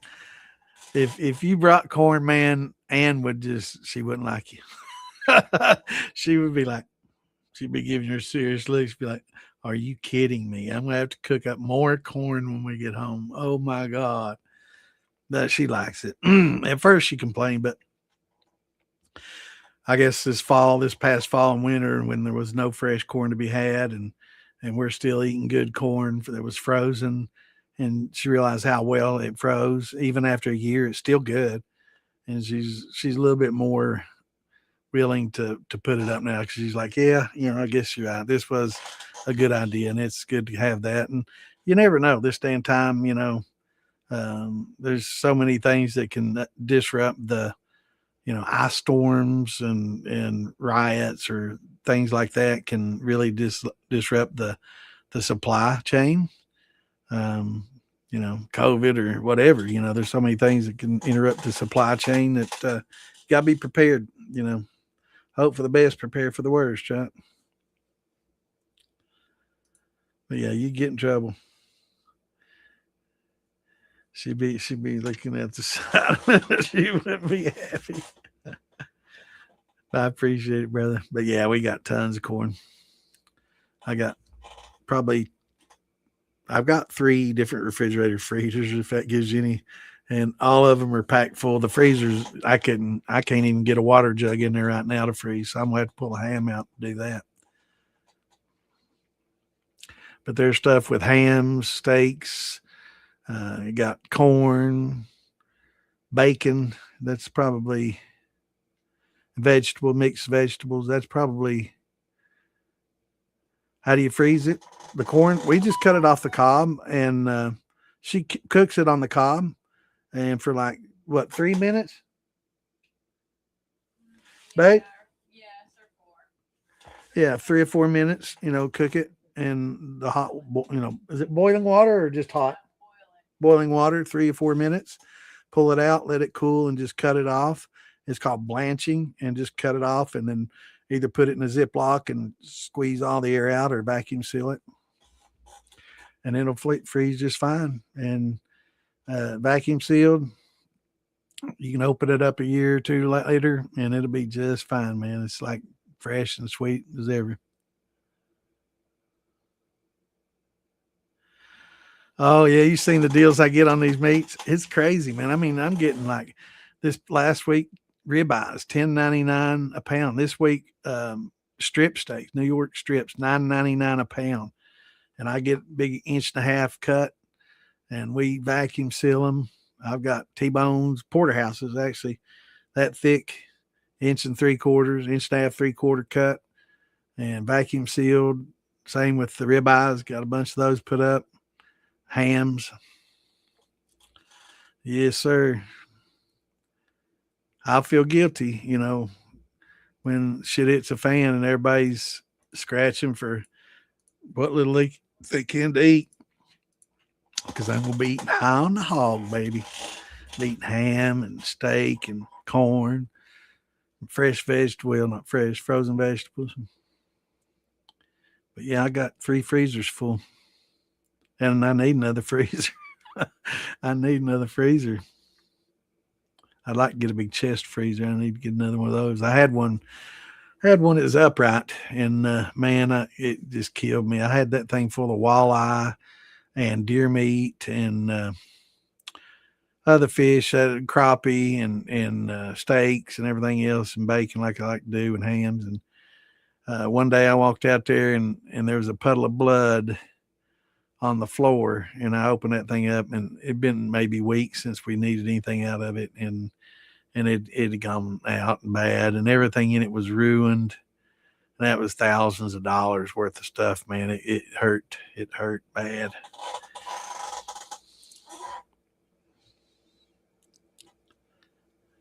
What's going on, Shadow? How you feeling, brother? Miss you too, man. I hope you're doing better, brother. Absolutely, family first. Well, Lord first, family second, and we'll settle for third, bro. But it's good to see you, my friend. Hey, until you are, brother, we'll be here waiting on you, man. We understand. Got to take care of family, brother. Immediate family, then us, secondary family. Right? That's the way it's got to work. Lord first, family second, and then extended family third. But it's good to see you, man. We'll keep you in our prayers, brother.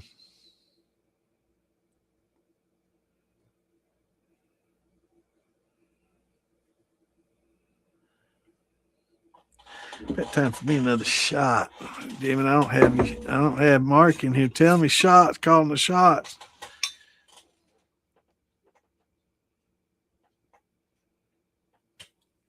That's for you, my brother. Love you too, bro. Take care of business, take care of family, and we'll see you. That dude chasing, little chaser with that. It's that hot peach of mine. It's not. It's a little better than what it was. Not real peachy, but it's sweet. Got a good, unique sweetness to it. Finally got my column put together. Hopefully, I'll be using it soon.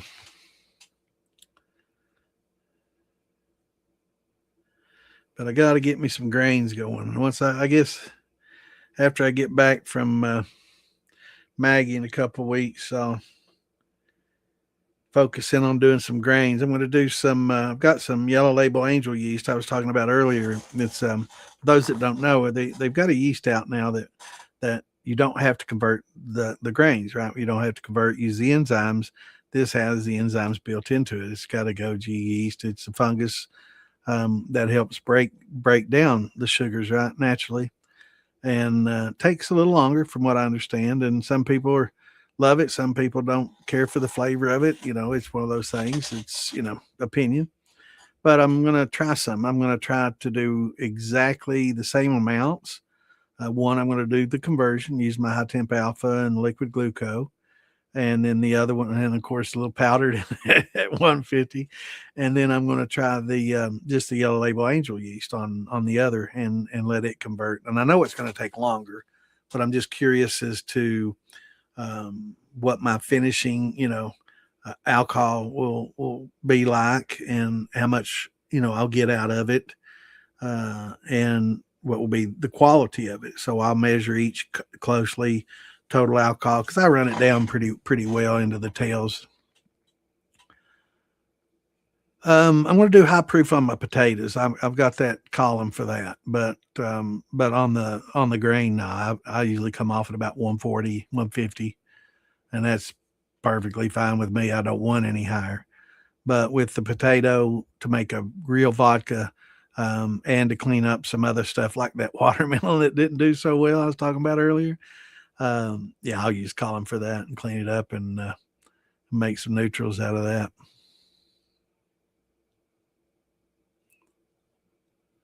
But neutral, kind of a misnomer. You still get good flavor, and get good sweetness if you get a good mash.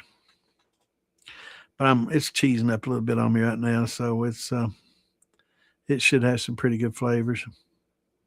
It's got a lacto on it for those that cheesing up. It's got some lacto, and that lacto will consume some of the alcohols. It's not gonna. It pretty much finished before it finished pretty much before the lacto came, so that's fine with me. Probably a little calm yeast in there as well going, but mostly a lacto on top, and that's fine because it's just going to consume a little bit of the alcohol, but it should be pretty good. And I didn't do it intentionally. I was just waiting on this column, and then it came broke, and I ordered parts, and waiting on that to come in, and yeah, it's been a pain in the ass. Definitely a learning experience. Anytime you order anything, open it up when you get it, regardless of how long it's going to be until you're going to use it, to make sure that there's no broken parts. And don't just open up the box, look, say, man, everything looks good. Open up every single box and make sure everything's there. And yeah, I made that mistake. You'd think somebody wouldn't make such simple, stupid mistakes, but we get a little apathetic and lazy at times, I guess. Yeah, just assume it looks okay. Everything looks well. It's packaged well. One of my gloves was busted, so yeah. And I waited too long to return it, so it was a pain in the ass I had to deal with. And yeah.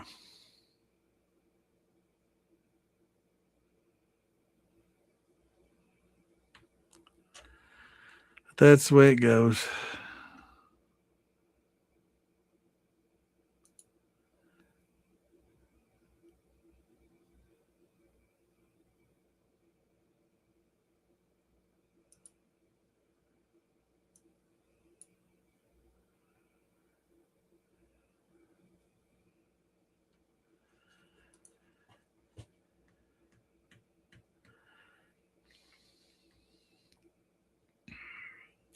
Wonder what old Clint's up to. I guess he's busy as hell.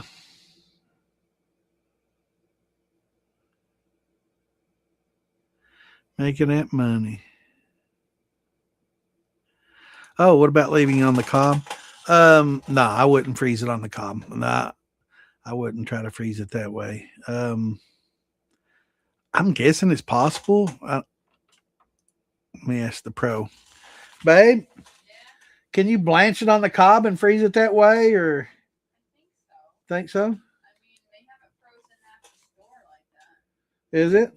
She says, yeah, you can do it that way. They have it at the store like that too. We just cut it all off. It just takes up a lot less room.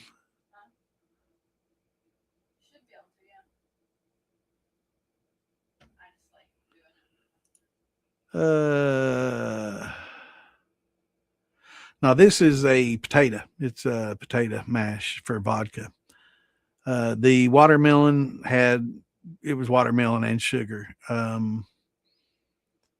So, but I'm not going to combine those. I'm just going to run them separately. I'll just have to proof down all that watermelon that I had and the tails and throw them on in there, and then the potatoes. I'll have to. That'll be 2 runs actually for the potatoes. And then with the watermelon, I'll probably throw that in there. And I've got some old wine that's been in the refrigerator for a long time. I've got some old shine that's been in there. And I may just throw a lot of that together and just kind of clean it up. And, some of the old brandies and stuff that's sat around for a while that's esterified that, may be good. That's most of it's pretty good. I guess just that watermelon really is the only thing that sucks. But I'll definitely run that again. But I'll run some old wine. I've got some old fruit wine and some plum wine that's a little bit past its best date. So not all wines are like grapes.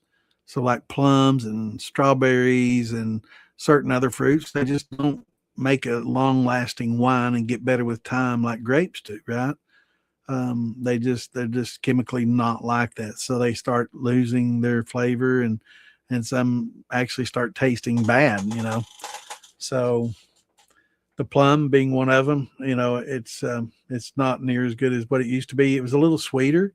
So I think some of that sweetness is gone over time.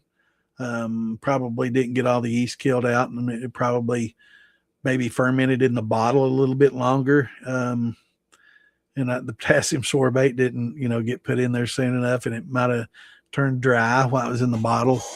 But it's just not as good as what it used to be. And I got maybe a case of that or two that I can put in there as well. Just neutralize every bit of it. And it's going to be great. It always works out that way. You have a bunch of shit you just throw in, don't even think about it. And then it turns out one of the best things you've ever made. And then you're scratching your head. Well, how much of this, that, trying to replicate it. And it's just, yeah, that's the way those things usually work out. So I'll probably write it all down real well and document it in case that happens.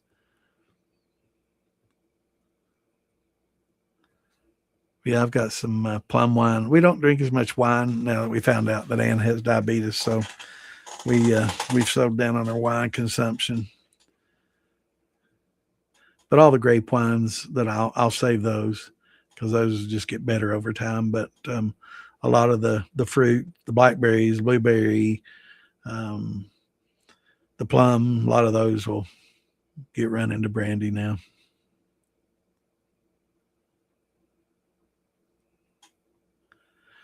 But there's nothing wrong with the sugar wash. Every once in a while, you just want to make some liquor and you don't want to deal with buying fruit or deal with conversion and all that. You just want to put together a wash and distill it to high proof and proof it down. And it's not that bad, I mean, I've actually made some pretty good sugar shine, and some rums, good rums with brown sugar and molasses and sugar and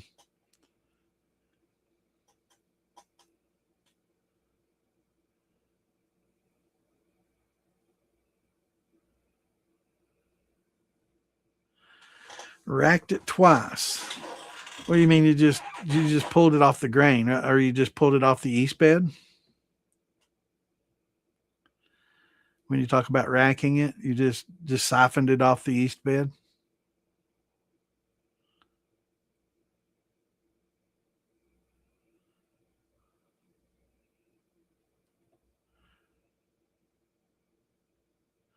Well, sometimes that might have been what's holding that flavor because, yeast bed can be good or bad, it'll definitely hold the flavor and it can also muddy flavor. It can give it too much and be kind of muddied and yeasty. Um, so it may just not have as much depth and bold smack you flavor as what it once had, maybe a little more delicate flavor. Some people may see that as a plus, Irish, and some people may see that like you do. It just doesn't taste as good and full flavored like it used to.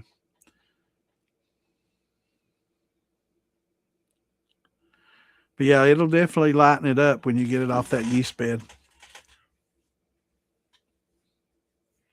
And like in wines, you definitely want to get it off that yeast bed because it can contribute some off flavors, right? And you want to try to get it off that and stop the fermentation process and still maintain some sweetness. That's why a lot of times we'll add the potassium metabisulfate or the potassium sorbate to kill off the yeast or neuter it so it can't reproduce. So we can maintain some of that sweetness, but stop the fermentation process. So getting it off those yeast, can also yeast that are at the end of their life and are kind of stressing either due to high alcohol content or lack of nutrients and, dying off because of that, can create some stresses. So, most all your wines and everything after primary fermentation is done after a week or two, boom, they take it off that yeast as quickly as they can without actually, affecting it. So, it's just a preference. Some people might prefer it, but, better with that lighter tasting. Um, and some people won't. It's nothing wrong with either way. Some people like a fuller bodied, richer flavor with the mead, and some people would like the lightness and maybe get some of the floral notes that come with that lightness as opposed to a heavier, flavor. So, there's no right or wrong there. It's just whatever you prefer. More about the bite and the hard. I like rich flavors too, but a lot of people don't like rich flavors. It's like a lot of times I like to pour my distillate back into the back set and redistill it several times that way, and that's the way they make a cognac. Um, that for some people that's too much flavors. It's muddied flavors. It's just too much, and it's just too rich, too much flavor. They prefer a lighter, and there's no right or wrong. It's just whatever you like. But I've been known to do the cognac route, especially on some brandies. And my thought process is, why pour it in water and then redistill it? That just kind of dilutes the flavor when I can pour it back into that back set, which is pure flavor minus alcohol minus water. It's concentrated flavor. And as long as it's not scorched, it's adding it back into that flavor. And I've just done some triple distillations with cognac style, and it turned out really well. Now, a lot of people would say it's muddied flavor. It's just too much, too rich. And other people would prefer a lighter flavor, and some people would love that richness, and there's no right or wrong to that. It's just presented in a different jar, and a bottle, and labeled something different in a store. So it would be more of a whiskey or a cognac.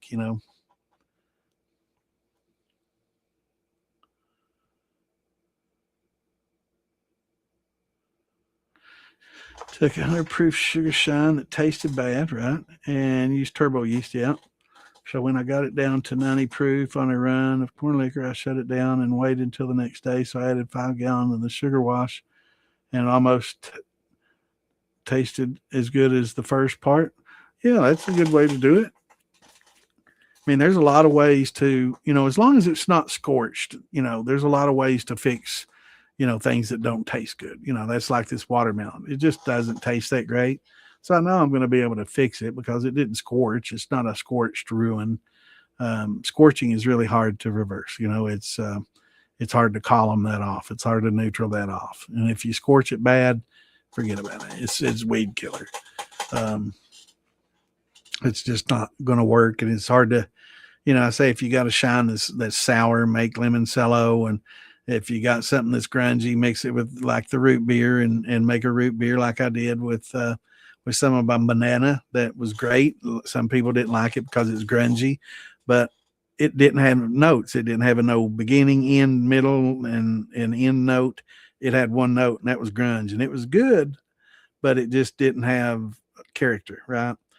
So I mixed that with root beer and made a root beer shine, and it's awesome. That grunginess works so well with it. So, sometimes you just got to go with whatever you got. So if you got something sour, make a limoncello, or make a, something that works well, make a lemonade, lemon shine, whatever.